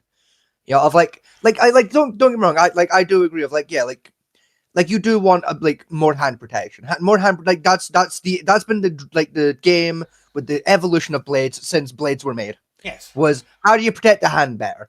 Right, that's always been the game, right? But also, in fairness, you know, when it comes to sword fighting, if you're blocking an enemy strike so far down your blade, you're at risk of your hand getting hit. You fucked up. You fucked up immensely when it came to reading where that strike was going. Yes, again, Right. it's kind of like for the early point of this conflict, he's on with the Napoleon period, right? You had what's called gilded gloves, which had metal Yes. blocks on the backside, so they didn't care too much about guarding the back of the hand and that because it had that gilt there with protected blades. They came out Yes, the you already fingers. had it. That's Yes, why you had exactly. the D-guard for, which allowed you to block and then you could punch with it as well. You know, 'cause see, even if you have armor on your fingers, you got fucking whack there, you're gonna fucking let go because that hurt. Yes, as we both And whereas back experienced. at hand, it's like it's not too bad, you know, like. Hmm. You know, so it's like I disagree with where he's coming from there. Again, the type of shooting thing is officers didn't really heavily train in swordsmanship as he's thinking they were. Yes, it was like they were primarily ceremonial and to display rank. Mhm. Yes, it was still a functioning sword. It was still Yes. a functional weapon. It was very rare an officer was going to draw it, though. I know Julian. Like, Although dueling was a thing, the sword duel started moving back more towards pistoling dueling, or what's called Yes. the gentleman duel, where it's, you know, a quick cut and back off. Not the heavy Yes, duel and where you even- fight to the death anymore. yes, and even then, they were quite fucking rare. This was They weren't bad. as common as like media would have you think. It wasn't like, oh, someone's been killed every 2 hours. It was like once a month, maybe a couple of fellas that have a duel, but like the odds are they're nobodies anyway. So like, eh? I don't know his name now. The general at the time. Oh, what's his name again? Oh, fuck me. You need to narrow this down quite a bit here, my guy. There was a lot of fucking generals for a lot of countries here. I'm gonna need you to narrow this right the fuck down The real British, quick. the for me. British guy for Battle of Napoleon. I'm still gonna need that. You've narrowed it down from everyone to about 500 cunts. I'm still need you to bring this down a lot more here. Like, there's a lot of dudes at Battle of Napoleon here. I need you to narrow it down a bit more now. A rank would help. Who's the commander of the army? Of the British forces. Okay, you've got it down to like 4 dudes.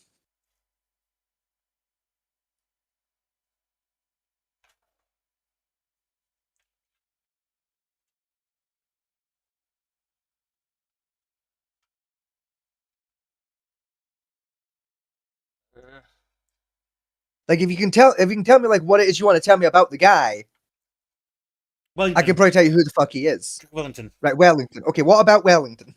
Wellington actually, about 2 years after the main start of Napoleon campaign, he banned dueling against He did, anyone yes. because he had so many some of the posh twats who bought the way into the army Yes. dueling to other sites over small slights that he was Yes. losing officers faster than he could supply them at that point. Yes. He actually Which banned he, it. like, which even then it was that was a very rare happening historically. It like before like that specific time period, dueling was quite rare. Afterwards, it was pretty much unseen. Like even after Wellington's ban was lifted, you know, like it was one of those little flashpoints in history where like it was necessary, like there and then to have that ban.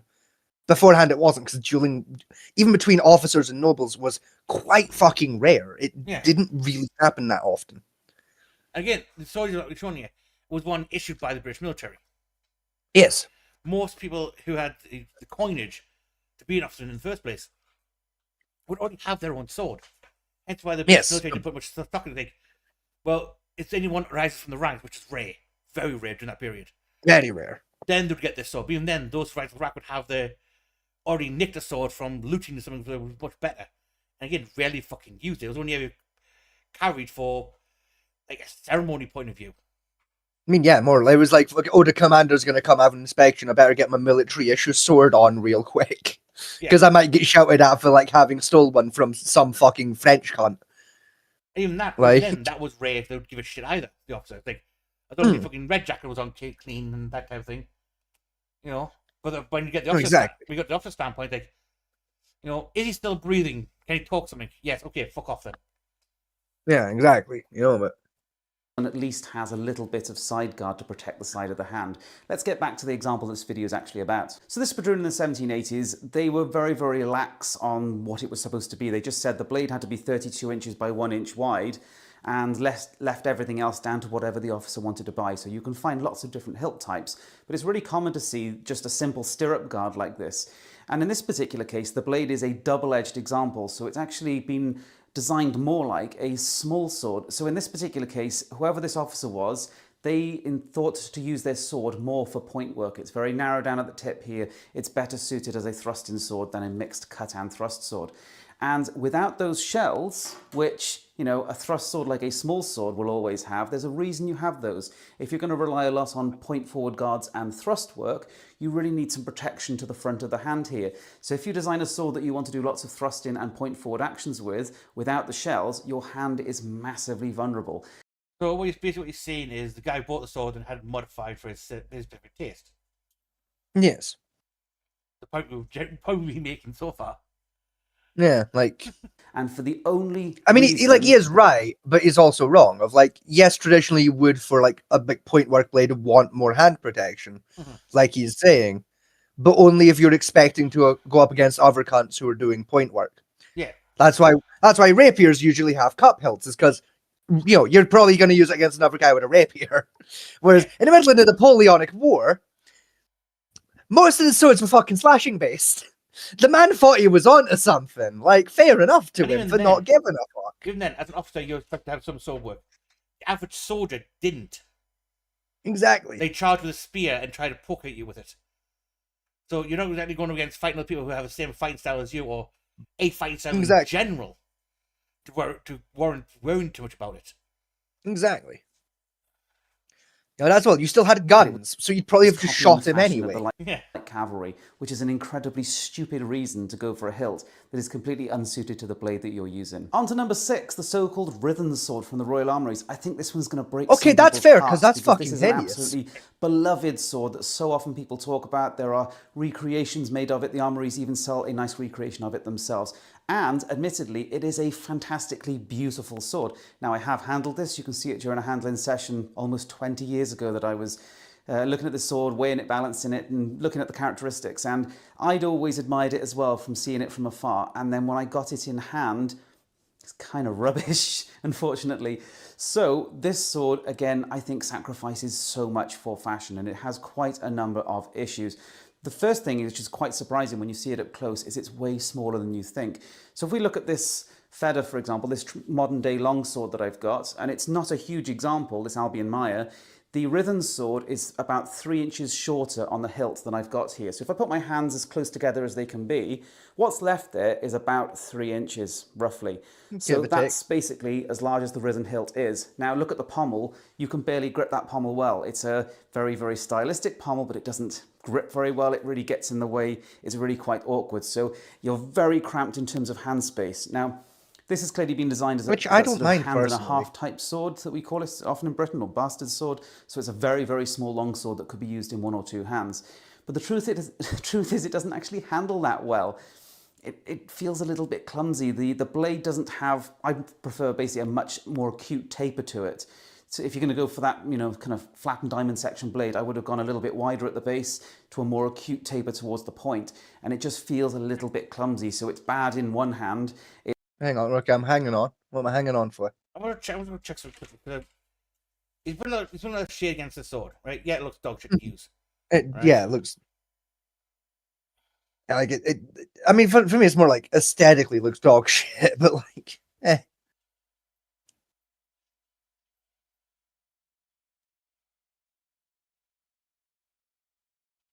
What is it you're trying to check, though?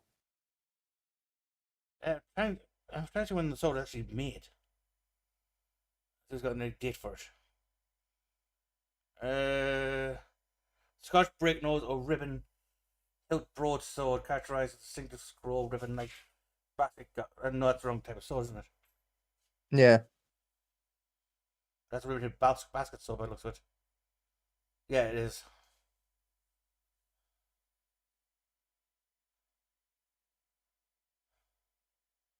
In fairness, though, like a lot of critique he's put against it is like, yeah, it's the kind of thing of unless I've held it, I can't argue against him. Of like, he's saying like it feels clumsy and whatnot, and it's like, okay, fair, I guess, yeah. I can't really argue with him. The picture show like the little more detail work on the blade itself. What I'm seeing, Yeah. Right, I would have said that looks like around a 7th, 8th century sword, right? Maybe. Work in the hand. Like, I've got a feeling it was more, again, it was the sword designed for combat, it was designed for yeah, that status just for. placed it and Hey, probably more ceremonial. Because like I said, he's well. What do you mean I'm back? Turn to the chat. Oh, right. I gotta say, like fucking, like the fact that like the handguard and the pommel are made of fucking, I believe that's gold. Yeah. Like that by default kind of, for me, it's like, okay, I'm going to by default assume that's ceremonial, not combat then, because why the fuck would you put a soft metal on your defense bits? You know, like. It's a lot of things history gets wrong. Like the movies, like the royal sword is also used as a combat sword. Generally not. They had one for ceremonial purposes, standing there looking very kingly. Yes, and one for killing motherfuckers, and like their actual combat sword was usually like a bit more ornate than everyone else's, but it wasn't like over the top with like gold hand guards. Might have like gold inlay in there, but like it wouldn't be an actual golden fucking hand guard because that wouldn't protect you from shit. A prime example of this would be like the one the Queen used for night hunting and that type of stuff. Yes. That's a purely ceremonial sword, not a combat one. Yes. Now the Queen did have a combat sword because she was a very good fencer, oddly enough. Yes, she was. So I think it's really to get on here is like he's put it from a combat point of view. I don't think that sword was designed for combat. It's too short to be used well in two hands. The pommel gets in the way of using that other hand. It's an awkwardly small and awkwardly shaped hilt to be used any way that you possibly could think of. So what this sword does is compromise, I would say, massively for fashion. It would look absolutely fantastic being worn on your side. It's nice and compact, so it would be comfortable to wear, and it will be very, very stylish. But in terms of getting it in the hands and trying to fight with it, it feels absolutely horrible. So sorry about that. It's not exactly a great fighting sword. On to number 7, the 1885 pattern British Trooper's sword. No, that's So, fair. I what fucking is wrong hate with the this? pattern Well, trooper first, sword. the Like, 18 yeah, that's fair, actually. That thing does suck all of the deck. He's not wrong. It's straight. Yeah, it was a straight sword with a basket hit with a cup hilt. Yeah, and they're, like, you can absolutely tell they were all made on a budget of none. Yeah. They were so fucking shitly made. Look how wide that fuller is going down the edge. Yeah. Like, they are rough fucking swords. And again, Like, it was I'm one of those, with like, it, It actually. was machine. Again, it was one of those like the early days of like mass production of weaponry. Yeah. And that again, if I'm correct, it was designed for ship use as well, which because it's I so think long. so. I don't remember off the top of my head. It's like a 3 foot, maybe 4 foot long sword. Yeah. You know, for ship combat where it's tight quarters, it's bollocks for it. I think a lot of examples of these like on ships where they like, cut the damn thing down, ground it down to make it usable. 1885 pattern had a lot of issues of snapping and breaking, and they had to redesign it very, very quickly. So in 1890, they revised the blade, they changed the construction, the metal, and the fuller to try and make it stronger because they were actually breaking on cuts during impacts. So it had some durability issues.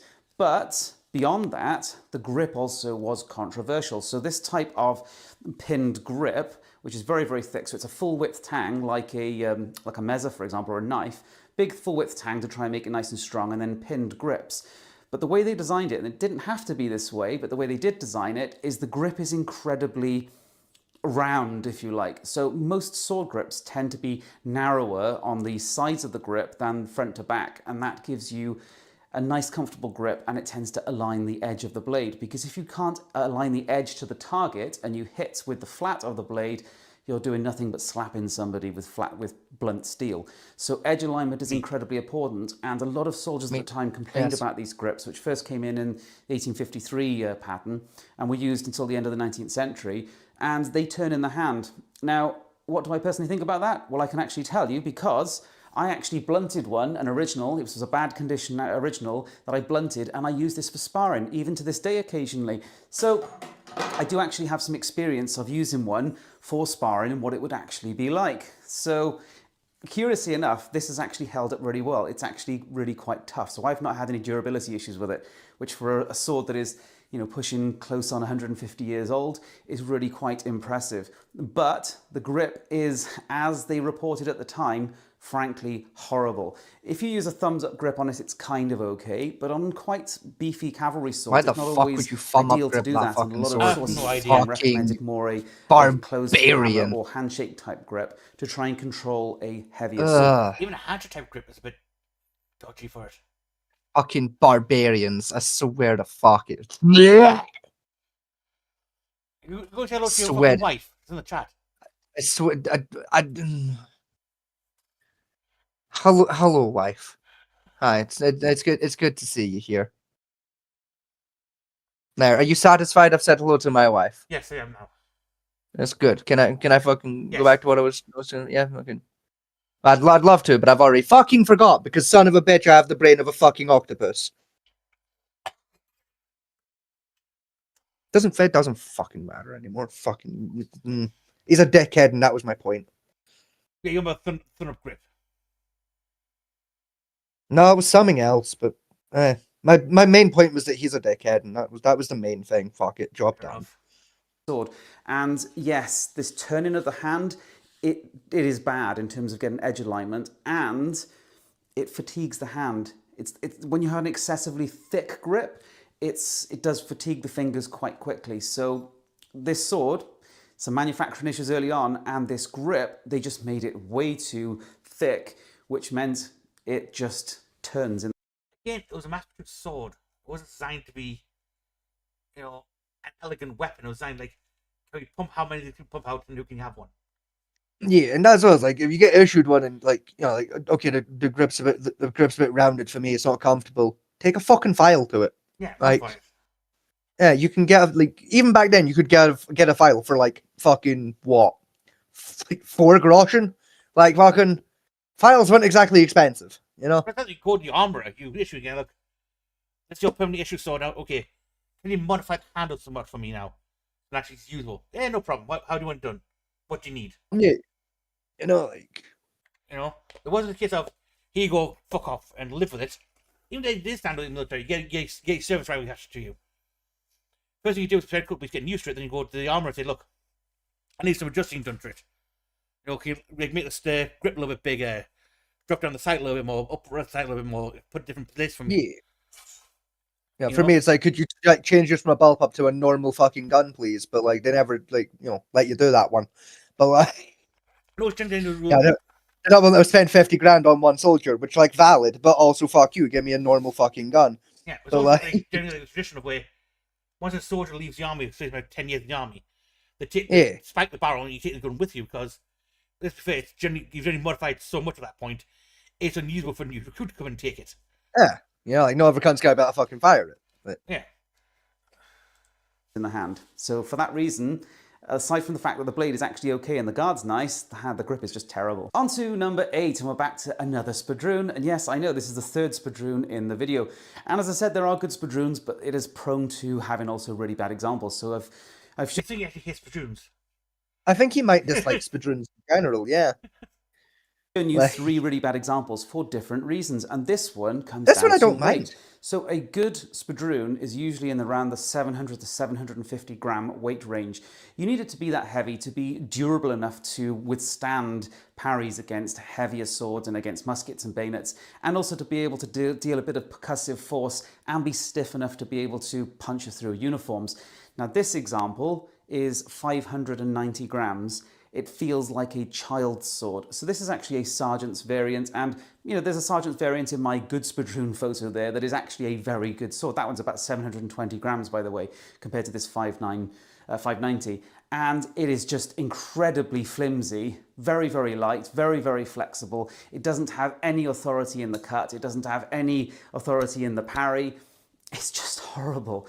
If this was for a child to wear as a fashionable sword, for example, or maybe an officer could wear it to the dance, but these are designed as battlefield swords. Now, this is a sergeant's sword that he might have to rely on in battle.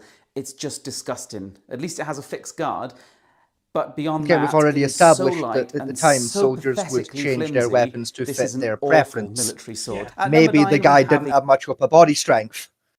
Like, But I thought, okay, or he just wanted something really fucking fast. Like, fair enough to the guy. okay, so the fact is he actually walked in a battle with a different sword, and that was like just purely had to go in his dress uniform. It's better off, like, Yeah, walking around you know, like- smooging, feels like, yeah, I don't want a 1 kilo lump of metal on my hip. Yeah. Which, like, valid. Even a half kilo is, like, a bit fucking cumbersome, but fair enough Yeah. to him. Yeah, what's wrong with this? I think I generally hate like 17th century swords in general. I mean, all it's looking like it, isn't it? Like, it's all I want is bitch about from the 17th century onwards. a variant of the British 1796 heavy cavalry sword. This is the Horse Guards variant. Now, the heavy calves, like you see in Sharp, for example, are notoriously heavy, and people tend to think of them as quite clumsy. That's not entirely fair. Most of them are around about 1 to 1.1 kilo, and they're not so different to many of the cavalry swords that followed. So they're not as bad as you think. But this one is the absolute beast that you think it might be. 1.4 kilos. It is an absolute monster of a sword, and I tend to find that it's a Marmite sword. When you hand it to people, they either think that it handles like a complete crowbar or a dog, or they smile and realize that it can destroy basically anything because it is a very, very brutish sword. Wasn't long about 2 kilos on average? some of them, yeah. Like, again, it depends, like, user to user. Some were like 2. You have some historical variants that go up to 4. There's some historical manuals that suggest they could get up to like 8. There's a couple of historical variants that are like just shy of a kilo. So it's like, Yeah. it varies wildly with longswords historically. But Say 1.4 kilo isn't that much to me to wield around. yeah, I said, like, again, for the kind of time period he's talking about of like Napoleonic onward, yeah, it's a bit fucking chunky, but like, I said my katana it's not that bad.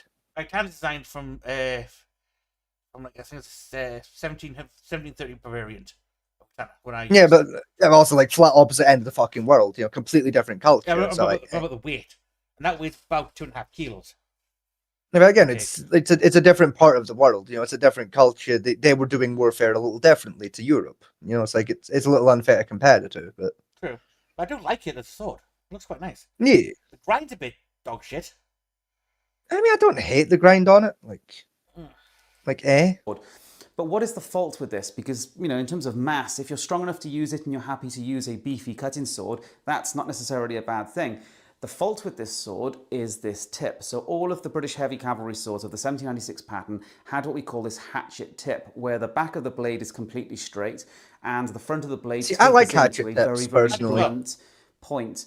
And these have exactly the problems that you probably realise just by looking at it, is that blunter tip, it's hard to get it to align correctly to a target, and being I so disagree. broad and so blunt, it's hard to get it to penetrate into targets, and particularly through, again, greatcoats, even uniform jackets. continue to disagree And with it's you. no surprise that in period they started to reshape these. So they either trimmed this down to make it a gentler asymmetric tip, or they ground from the back and made it into a symmetrical spear point. And that was done commonly by actual soldiers in the field, by the regiments. But you can see that some examples remain exactly as they were built, at this blunt hatchet tip. Yeah, I mean, again, that sword is designed for thrusting. yeah, Like it a was slack a weapon. cavalry. Yeah, it was like he said, it's a cavalry sword. It's designed to be used off back of a horse. Yeah.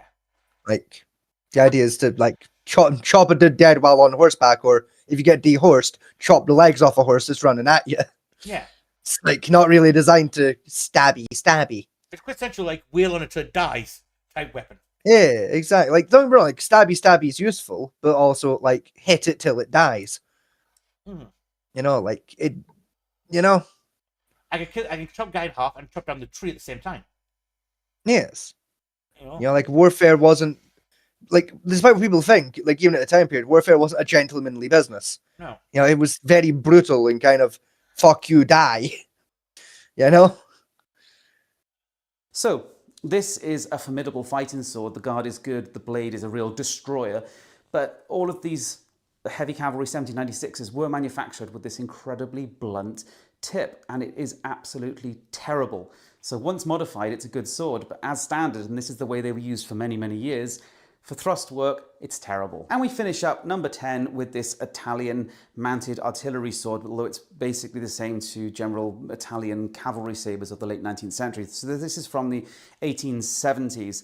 And every time I handle this sword, I just absolutely despise it. And that's unfortunately the case with most Italian cavalry sabres. It's a real shame because actually I really enjoy earlier Italian swords, but Italian military sabres of the late 19th century tend to just handle disgustingly. I've So lost this is all a respect pikeback for you, blade. sir. You'll see it featured on my recent videos about You hate later Italian sabers, but you love earlier Italian swords? Yeah, you don't know what the fuck you're talking about then. Yeah. Any like motherfucker, I love Italians in general because I am Italian. But even I have to sit here and say, yeah, early Italian weaponry sucked. We were shit at fucking swords. Anyone try to tell you early Italian swords were good? Hit them in the fucking head. Yeah. Hit them in the head with a hammer for lying to you. They are talking out of their fucking dick slit. I mean, I can already see it. It wasn't at that basket hilt, right? It's heavy for a start point. I can tell that from this point of view. A little, but eh? And they said the back guard would come to think it's very thick. I said for me, I don't mind like heavier hilts. Like I prefer it when my guards and hilts are heavier because I like it when a weapon comes back to me, Yeah. like with very little effort. I don't mind if swinging it takes effort if it comes back to me with like limited work. And like a heavy handling guard is going to do exactly that job and allow it to bounce back to me with relative ease. You know, like I would much rather my blade be able to return to a defensive position really swiftly versus actually do an attack swiftly. But then that's because that works better for my fighting style. I'm very defensive, kind of counter, parry riposte kind of a cunt. Yeah. I'd rather block your shit and return my own thing versus, hit. Let's see we pitch that up. pipebacks and whether they're good or not. And overall, they can be good. This one is not bad because it's a pipeback. This one is bad because many things. Let's talk about the hilt here. Plain wood grips is just cheap and smooth and just not well suited. It needs some grooves or wire, just something to get a bit more purchase on it. So a smooth wood grip is just not good. Then this sort of lug section that sticks out, the reason that's there is so that the thumb can go into the guard here a little bit. And the idea is that you get more control over the sword by pushing the thumb in a thumbs up grip further past the guard, closer towards the balance point, and it's sort of to give you more control. Does it do that? No. By moving the thumb, half a centimeter up, it makes no difference whatsoever. And what it does do is push you further away from the pommel or backstrap area, and sabres so often rely on their agility and rotation at the wrist. And by having this much huge bulbous pommel sticking out, it just gets in the way of the wrist and feels really, really awkward. Now, Italian styles of the time You're were not relying good a at lot using on, sabres then. throwing from the elbow, so the cutting style changed a little bit, but that doesn't change the fact that from a sabre enjoyer's perspective, that is weird. Okay, it just is really awkward. Now, Richard Burton, You're who bad at famously saber, wrote Ben. about swords and wrote sword manuals and tried to get them into the military and never got accepted, he actually loved these Italian-type hilts and banged on about them and tried to get them adopted into the British Army, thought they were fantastic. But ultimately, all of his ideas on swordsmanship were kind of weird, so I wouldn't take too much stock in that. What else is wrong with this? Well, the guard, it initially looks like it's got loads of hand protection, but the inside is incredibly narrow. So you're actually very, very exposed on the inside here. And the outside of the guard is really compact. So although it does close in around the fingers quite well, that provides very little protection to the wrist area during parries. So the guard is nowhere near as protective as it necessarily looks. And then in terms of the handling characteristics, this Again, if saber you're getting is- hit it's in the almost a wrist kilo while in weight. parrying, It's you're not not good at especially a parrying. long saber. Yeah, like I said, it's a time period where swords weren't widespread for the military use. And even if they were, he's still a fucking idiot. Yeah. Like if you're trying to parry something and you like catch one in the wrist, guess what? You're bad at parrying. Yeah. Like you fucked up the parry. That's what happened. And again, you talk about like the little bit of guard on the inside. All swords have low guard on the inside because the idea is you guard you strike from inside outwards, not from Yes. outside in. Yes. It's quite like kind of rare you want to be going defensively inside on yourself. You say like most cuts like, alright, would say you're general for a simple downward slash, right? Most time you'd come from your left shoulder through, down, and cut. Yes. Very few things we go start from the left, your right shoulder, and come down. Even then, Yes. your back of your wrist is still outwards at the point of contact. Yes. You know, I'm not going to like put my fucking hands out and come around and then do a swift cut. But that's what he's on about. He's on about like the fencing thing where you come around from the top, you swing outwards a little bit, then you swing back round. It's like a half feint. Flick cut. Again, it's a saber. It's not meant for that. Sabers, I mean, sabers were used for similar maneuvers, but nothing that flashy. yeah. Like, To me, like I don't think it's like dueling sabers like for fencing. To me, a saber's always been the kind of weapon where it's a cross between an elegant fighting sword and beat it to its dead type weapon. yes, more or less. You know, rapiers, small swords, all those like quintessential like thick wrist, stab, pokey, cut type thing. Yeah, a gentleman's weapon. Yeah, where a saber, no matter which era it's from, it's always a case of okay, I can flick you a little bit, but I'm essentially going to get the sword and I'm going to hit you as hard as I can with it. More or less, yes. It just feels cumbersome and awkward. It's got to feel like some of those sort of, heavy hilted French swords, but it doesn't have the big protection of those big hilted French swords. This just feels like a cumbersome dog designed by somebody who doesn't understand how a saber should feel, using a grip feature which does nothing for you, with a grip that is not going to do well, particularly with sweat on your hands, with a pommel construction which just gets in the way. It's just a horrible sword. It also has an annoying shape to the tang. So when we look at the shape of the grip or the alignment of the grip to the blade, generally speaking on a saber type sword, you want the grip to be in line with the blade or canted More or this less. way. And by canting the grip a little bit that way, so basically bending the tang so that the blade comes forward, you actually align the point a little bit better. You can also help align a curved blade to be better suited for thrusting. And this Italian sword, the tang is actually set back in the wrong direction, which means the point is going offline, the edge is arriving later. So you'll see certain swords throughout history, like Because many again, Japanese swords it doesn't matter actually if the have point tang. comes in late, because you're not going to be thrusting with it. It's a saber. Again, from the sword you've got here, circle one, that's been rehandled. Yes.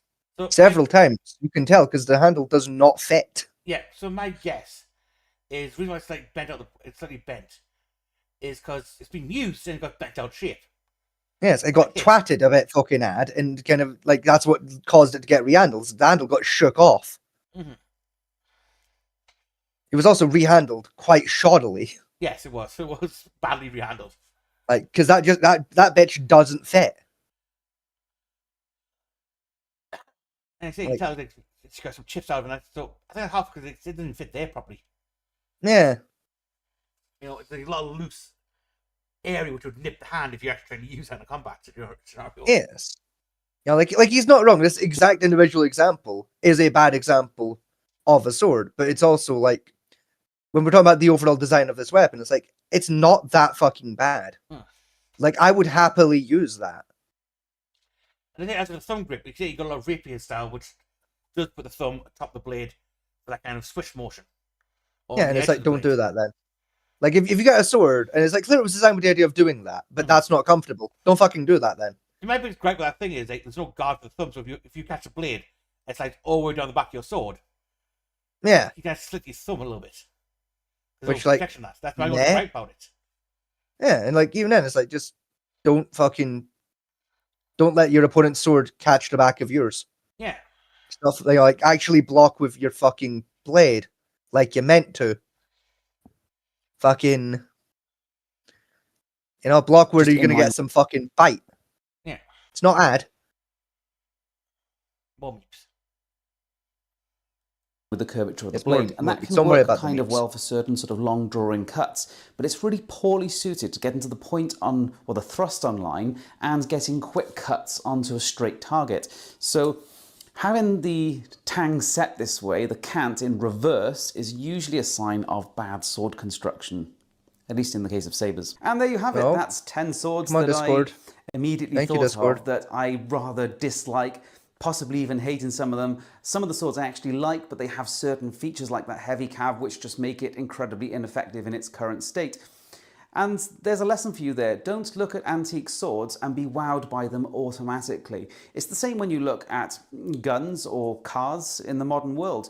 They're not all good. There are bad designs, there are compromised designs, there are middling designs, there are bad examples, there are bad apples. There are ones that come off the production and assembly line and just always have faults and issues. There's poor quality control. All of these issues that you see in modern day manufacturing happened back then with the swords. And there is this assumption to think that surely people would design swords that are best suited to the job. Yes, if they knew what was best suited to the job and they weren't just trying to profit off you. So for example, in the 19th century, a lot of British officers went and bought bad quality swords because they didn't know better. So there was a common term, for example, the tailor's sword, which is when rather than going to a swordsmith like this is a Woolley, a good quality Birmingham manufactured smith, you just go to a tailor's shop and you buy your uniform from the tailor. Whilst you're there, you buy the sword from them as well. Where does the tailor buy their swords from? Wherever they can at the cheapest price. And so a lot of those tailor's swords are absolute junk. So there you go. Lots of... Well, yes. Again, the point we're making for it's just to be part of the uniform. It's not necessarily the sword they're gonna take into fucking combat. yeah, because even getting 98, tend to get you're given an officer swords to this day, right? And again, those officer swords are for dress reasons. Yes, they're for ceremonies. Yeah. Now a lot of people in the Navy, so particularly in the Navy, what happens? I've got the officer saber, which you have to buy from a specialist shop, which is basically a packaged metal. Yes. But a lot of them do go and get commissioned actual battle saber Yes. themselves. Oh, excuse me.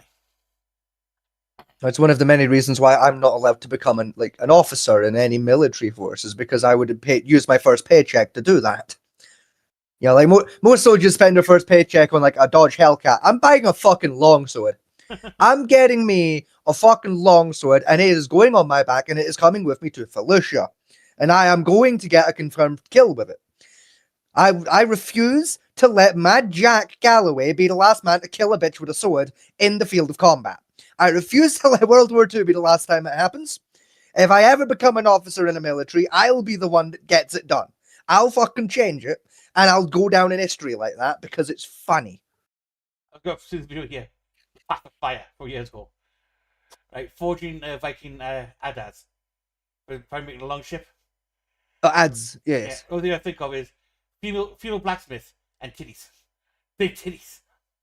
I mean, in fairness, she's wearing a tank top, and it's in a fucking indoor forge. I'd have my tits out and all, in fairness.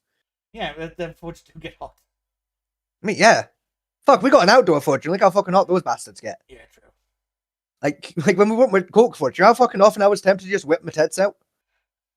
Because it was like that fucking warm, but it was also like, yeah, but also like the fucking vest I'm wearing is the only thing standing between me and a hospital visit. Yeah. And I was like, meh. One Like- Aaron Spark away from... Exactly.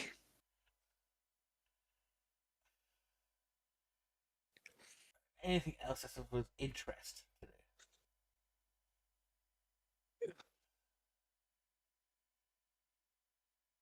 Or more slap fights? That's kind of a big sport nowadays, isn't it?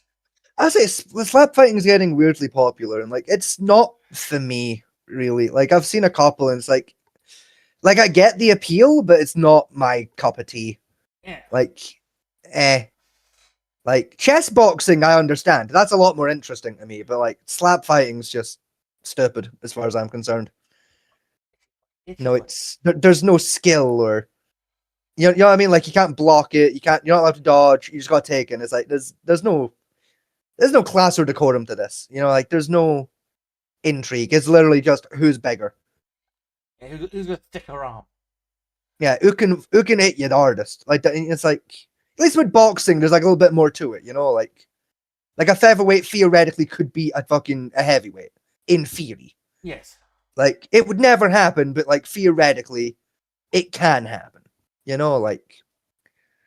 Yeah, it's possible. No, whereas like with slap boxing, it'll never happen. It's just whoever's biggest wins.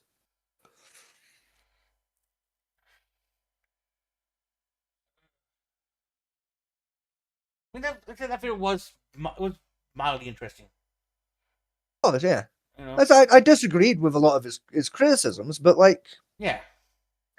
again, it also like comes down to again what half of my argument was it's personal preference at the end of the day. Like with like bladed weaponry, it's Yeah. you know everyone is gonna have a different opinion about every weapon of like I like that, I don't like that.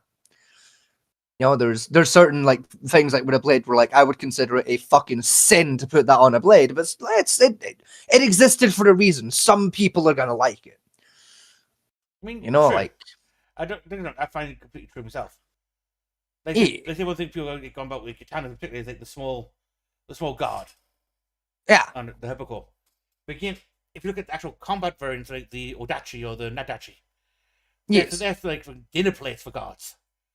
Yeah, Yes. you know, and like for me personally, it's like I don't like those swords in general because I don't like that style of handguard. I'm not a big circular handguard fan. Yeah. Like I much prefer like the more European style of handguard where it's just a bar of fucking metal. I trust that more personally. You know, but at the same time, I'm not gonna sit here and say, "Oh, it's a dog shit guard book." It's like no, like it exists for a reason. Evidently, it does work. Otherwise, they would have stopped making them. You know, like they're just not my thing. I don't like them personally. It's one of the sort of guard types that does work because it can be. What's the word?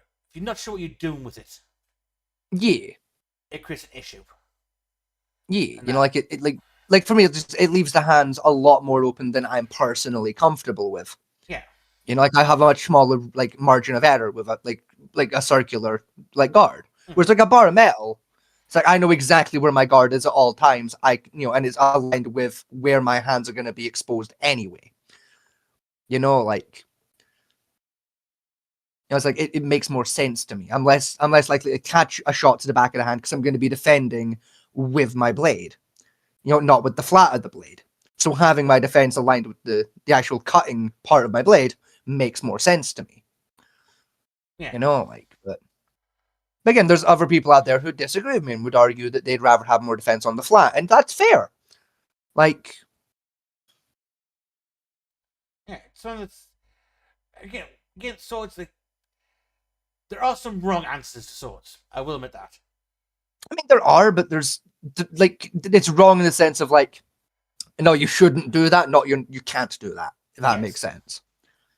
Yeah, there's some wrong answers, but there's also like a lot of like what people say, "Oh, makes a bad sword," is just down to either user error or like they're trying to use a sword in a way that's not designed for. Yes.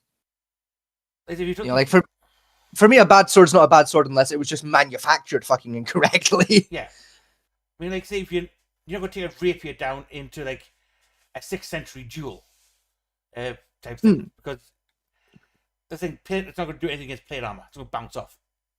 Yeah. You know, and vice versa. You're going to take a broadsword to, you know, a 17th century French duel. You Yes. don't have the reach for it because against a rapier. You know? But then if you're fast on your feet, like you're winning that because like You know, you block once, you close the gap, so his big fucking sword can't do anything anymore, and you just kind of stab him in the fucking chest a couple times. But Yeah. you know, like, but then again, I'm biased because again, I don't respect the French or rapiers like at all. I have zero respect for the rapier. Like, I don't understand how that thing became like a gentleman's weapon. It's a pussy fucking weapon. Fucking, oh, I'm all the way over here, and I've killed you by flicking your wrist. Haha, fuck off. The other thing is The one of coward's way to fight. Fuck you. yeah, because that's what I'm talking about, the era where nobility didn't move very much, or didn't Yeah. move very much of anything really. You know, one of the abilities of yore, like the Baron of the Yore, where Yeah. he's outside training for 6 hours a day with his sword work, make sure he doesn't die in the next engagement. Most people like, oh yes, I'm going to sit my wine while I'm going to send my peasant out to do the killing for me. Oh, I have to do a Yes. duel now? Okay. Bring me your lightest, quickest sword, so I don't have to do this very long. Yeah, you know, it's a pussy's way of fighting, but fucking I don't get the rapier of most popularity was like Three Musketeers. I find. I mean, like, yeah, like, kind of, I guess. Like, Three Musketeers are like Zorro type stuff. They use, I'd like- say Zorro, yeah, like, I'm with you a lot more, but, like, even then, it's like, that's more for, like, people your age, really. Like, I can count on one hand the number of friends I have that have seen either movie, and I'm one of them. Like, Didn't this recent remake of Zorro, of Three Musketeers? fuck them. If they did, no fucker my age watching it. Like, I mean, I'm a history nerd. I don't know if they did or not. Like, that's how just like unpopular the Three Musketeers has really gotten as a thing of like, there's that many fucking remakes of it now. It's like, who gives a shit? Like, we all know the fucking story. We're all annoyed that there's actually 4 Musketeers. Fuck you. And also, like, they made one good, they made 2, sorry. They made 2 good movies out of that story, and the rest were shit. And one of them has Mickey fucking Mouse as a fucking musketeer. The Musketeers. Yes, that's one of the only good adaptations, is the one with Mickey cunting Mouse in it. The other one was the one with your man from Lord of the Rings. You know, he played Sauron. What's his puss? Fucking Oh, had a yeah. metal band for a few years. That guy. Ah. Right, and that's only good because he can actually sword fight. He was actually a world-renowned sword fencer. He knew what he was doing choreographically speaking. I just think back to it, like in my day and age, for like a lot of like even fantasy movies or historical stuff. You either had like the square block battle sword, or you generally got the rapier, feature a lot, small rapier. You know, or even look, you make an EP thrown in there Yeah. for like a bit of style points. No, it's just to mix it up a little bit here and Yeah, there. You so, know, so you get the two extremes of the sword fight, like beat it till it dies, or you know, 2 prostitutes having a 20-minute duel of flicking blades at each other. which, in fairness, even historically, like, yeah, that is what all swords boil down to, though. It's either hit it till it dies or flick of the wrist. Mhm. There's no middle ground, really, is there? Like, sword-wise, it is A or B. If we're being fair. But Well, it's like 2015, we got like films like what called he? Oh man, what's his name? Fuck, the Jerusalem one. Kingdom of Heaven with That's the one, yeah. Antonio Banderas. Yeah, once like the Weekend Heaven Cake type moves start coming around, they actually start getting some decent like variations of swords and Yeah. historically accurate type of like combat starts coming into a little bit. And even then, let's be fair, the combat in Kingdom of Heaven is not that historical, because if any sword fighter tells you should be starting with your opening guard with your sword above your head, you should slap that fucking person, because they're an idiot. Fucking, that is not how Crusaders, like, used longswords. No. That's the most fucking dumb shit. I mean, Like, I can see the logic they were trying to use of, like, oh, well, like, traditionally, like, a Saber's opening strike is going to be a downward strike, so, like, it would make sense that, like, the Templars would have adapted to that. And, like, yes. But also, the fucking Muslims would have immediately adapted back against that. That style of fighting would have existed for about 2 months before word got around the fucking Muslim ranks of, hey, they're guarding up because we keep opening with ups, so start striking low for your opening. I mean, like say, Like- for my training, we're done with katana work. is that one of our very first strikes is they put the blade above the head as an opening Yeah. stance. Begin our general opening stance when we walk towards each other. You have the blades about, the handles the level with the navel, your belly button, and the blades point towards your opponent's throat. The Yeah. hip. And that's how you walk towards each other. Then you would raise up and start coming down for the strikes. Yeah. Again, but you're not starting at that above the head position. And even then, it's like fucking like no, it's still just retarded. I don't like no. Like that's like do you know what's far more effective place to have your sword where you fucking had it. Right, just like your middle line where you can easily move to any other fucking line for defense or attack purposes based on either where your opponent strikes from or where your opponent leaves themselves vulnerable. Like if I fucking raise my sword up to the top, I can defend up, I can attack up, or I can defend left and right. Can't defend my legs. Whereas I keep it fucking central, I can defend center, I can defend left, I can defend right, I can defend up, I can defend fucking down. I can defend any fucking direction the opponent comes from. And take advantage of any open lines that get left if he misses. If I'm up, my options are limited to up. It's just it's really fucking stupid. It is incredibly stupid as far as I'm concerned. Yeah, it's one of those ones.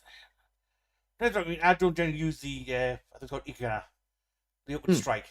I generally go move around and do a shock to the shoulder or come down for the hip strike. Personally, with the katana, and because the technique it's a hard one to pull off, given the weight of the katana is, but it's one I find more effective to come in for with. Yeah. And probably for that exact reason of like, especially if you're up against somebody that like also knows katanas, so like they're going to assume you're going to go up, so they're going to go up. Yeah. And it's like it brings back to exactly what I'm on about. Like, see if the Crusaders were doing the up guard, well, the fucking Muslims would have figured that shit out in about a month of like, oh, just hit him in the hips then, when he's not defending himself. Yeah. Because he's defending up. Like fucking. It's like one of those things, like, because I know like this, like the guard and strike you're on about, like it's like a kendo thing, like you like fucking, you start with like blade down, you have fucking tip facing the opponent's throat, and then you raise up as you come in. It's like, see in kendo where like everyone understands that's how you're meant to start. Yeah, it makes fucking sense. Yeah. See if you're in an actual fucking sword fight though, and like I'm one of the words guy and he raises his sword, I'm just gonna stab him in the fucking chest. I'm gonna be honest. That's my opening move. I'm not going to follow him. I'm just going to stab him in the chest because he's left his chest open. Yeah, forcing him to put his blade somewhere more fucking sensible or get stabbed. Those are going to be his choices. That's one thing I think Hema has slightly differently over like kendo training. Hema has a much more. They teach you the basic motions. Yes. A lot of the work's done in actual like duels. We have more free form of what you can do. Yes, because the entire idea is like it's a fight. Mm-hmm. Like it's literally it's a fight. It's a martial art. Like even in karate, it's like you got taught this is how you're supposed to do shit. But also, if you're in a fucking street fight, here's what you should do instead, because it's more fucking hard to predict. Yeah. Like and it doesn't rely on someone else knowing what you're gonna do. Mm-hmm. Like after the choreographed shit in like karate, it's like it'll work if the other guy understands that, oh, you're gonna do this, so I need to do that. Yeah. And then they teach you, okay, now if you're up against a guy that doesn't know that, like a bill at the pub, here's what you do instead, because it does, like, this technique doesn't rely on him knowing what the fuck you're about to do to him. In fact, it's quite the opposite. Yeah. It's like sword fighting is the exact same way of like, it's like with rapier. If I've got a pissy little fucking stick, and my opponent also has a pissy little stick, and we've both read the same book on how pissy little sticks work, it's gonna, fucking ding, ding, ding, ding, it's gonna work. Whereas if you've got a pissy little stick, and I've got a fucking claymore, like, I'm just gonna step forward, block your opening strike, and twat you in the fucking forehead. Because I'm like, unlike the guy with the rapier, I'm not gonna stop moving as I strike. I'm not gonna do this lunge fuckery. I'm just gonna walk like a normal fucking person and move faster than he can, and then hit him. I was in some duels where they had like a longsword versus rapier, right? Yeah. And what I've seen from a longsword guy, the rapier got a few strikes in, but what you see from a longsword guy is he swings down, he comes in, the rapier goes in for his usual like lunge strike. Yeah. He's freaking lunge. And also, he's a longsword guy, steps aside, brings his sword down, bends Rapier in half. Yeah.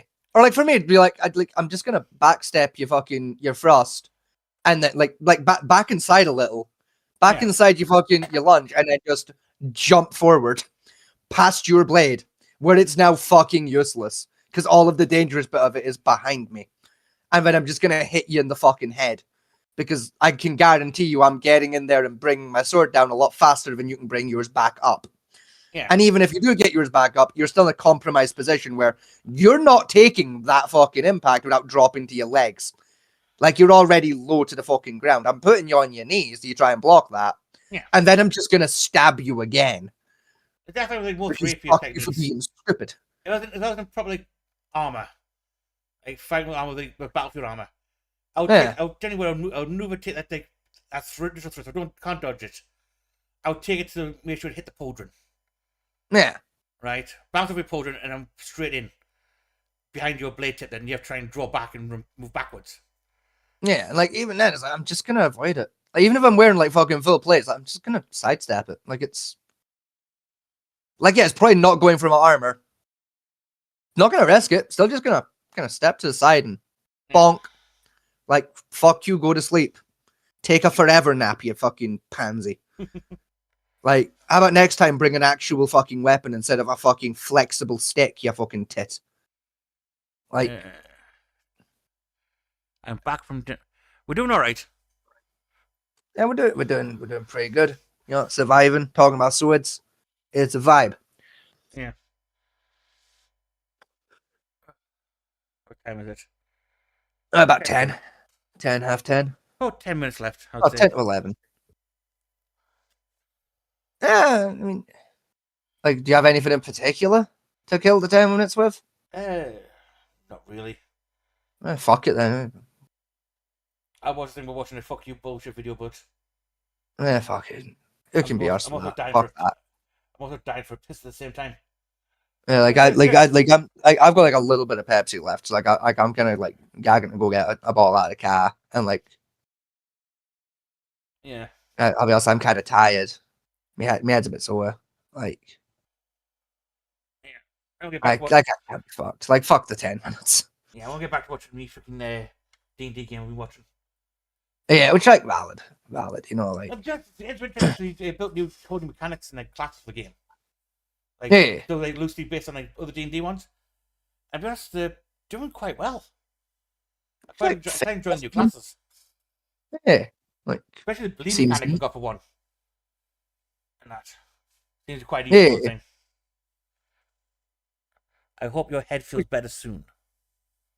you know, like it'll feel better eventually. But like, So yeah, we're gonna call it there for now. Going to get pee, food, drinks. food's an idea actually. I've had like a pack of biscuits today. That's what I had. I made some noodles earlier. I wondered what I was smelling earlier. Yeah, Yeah, like I smelled like something vaguely garlicky. Oh no, I had those flatbreads earlier too. yeah, I had flatbread and flatbreads. hummus. breakfast. I forgot about those. Yeah, with my legally distinct hummus. I forgot about that.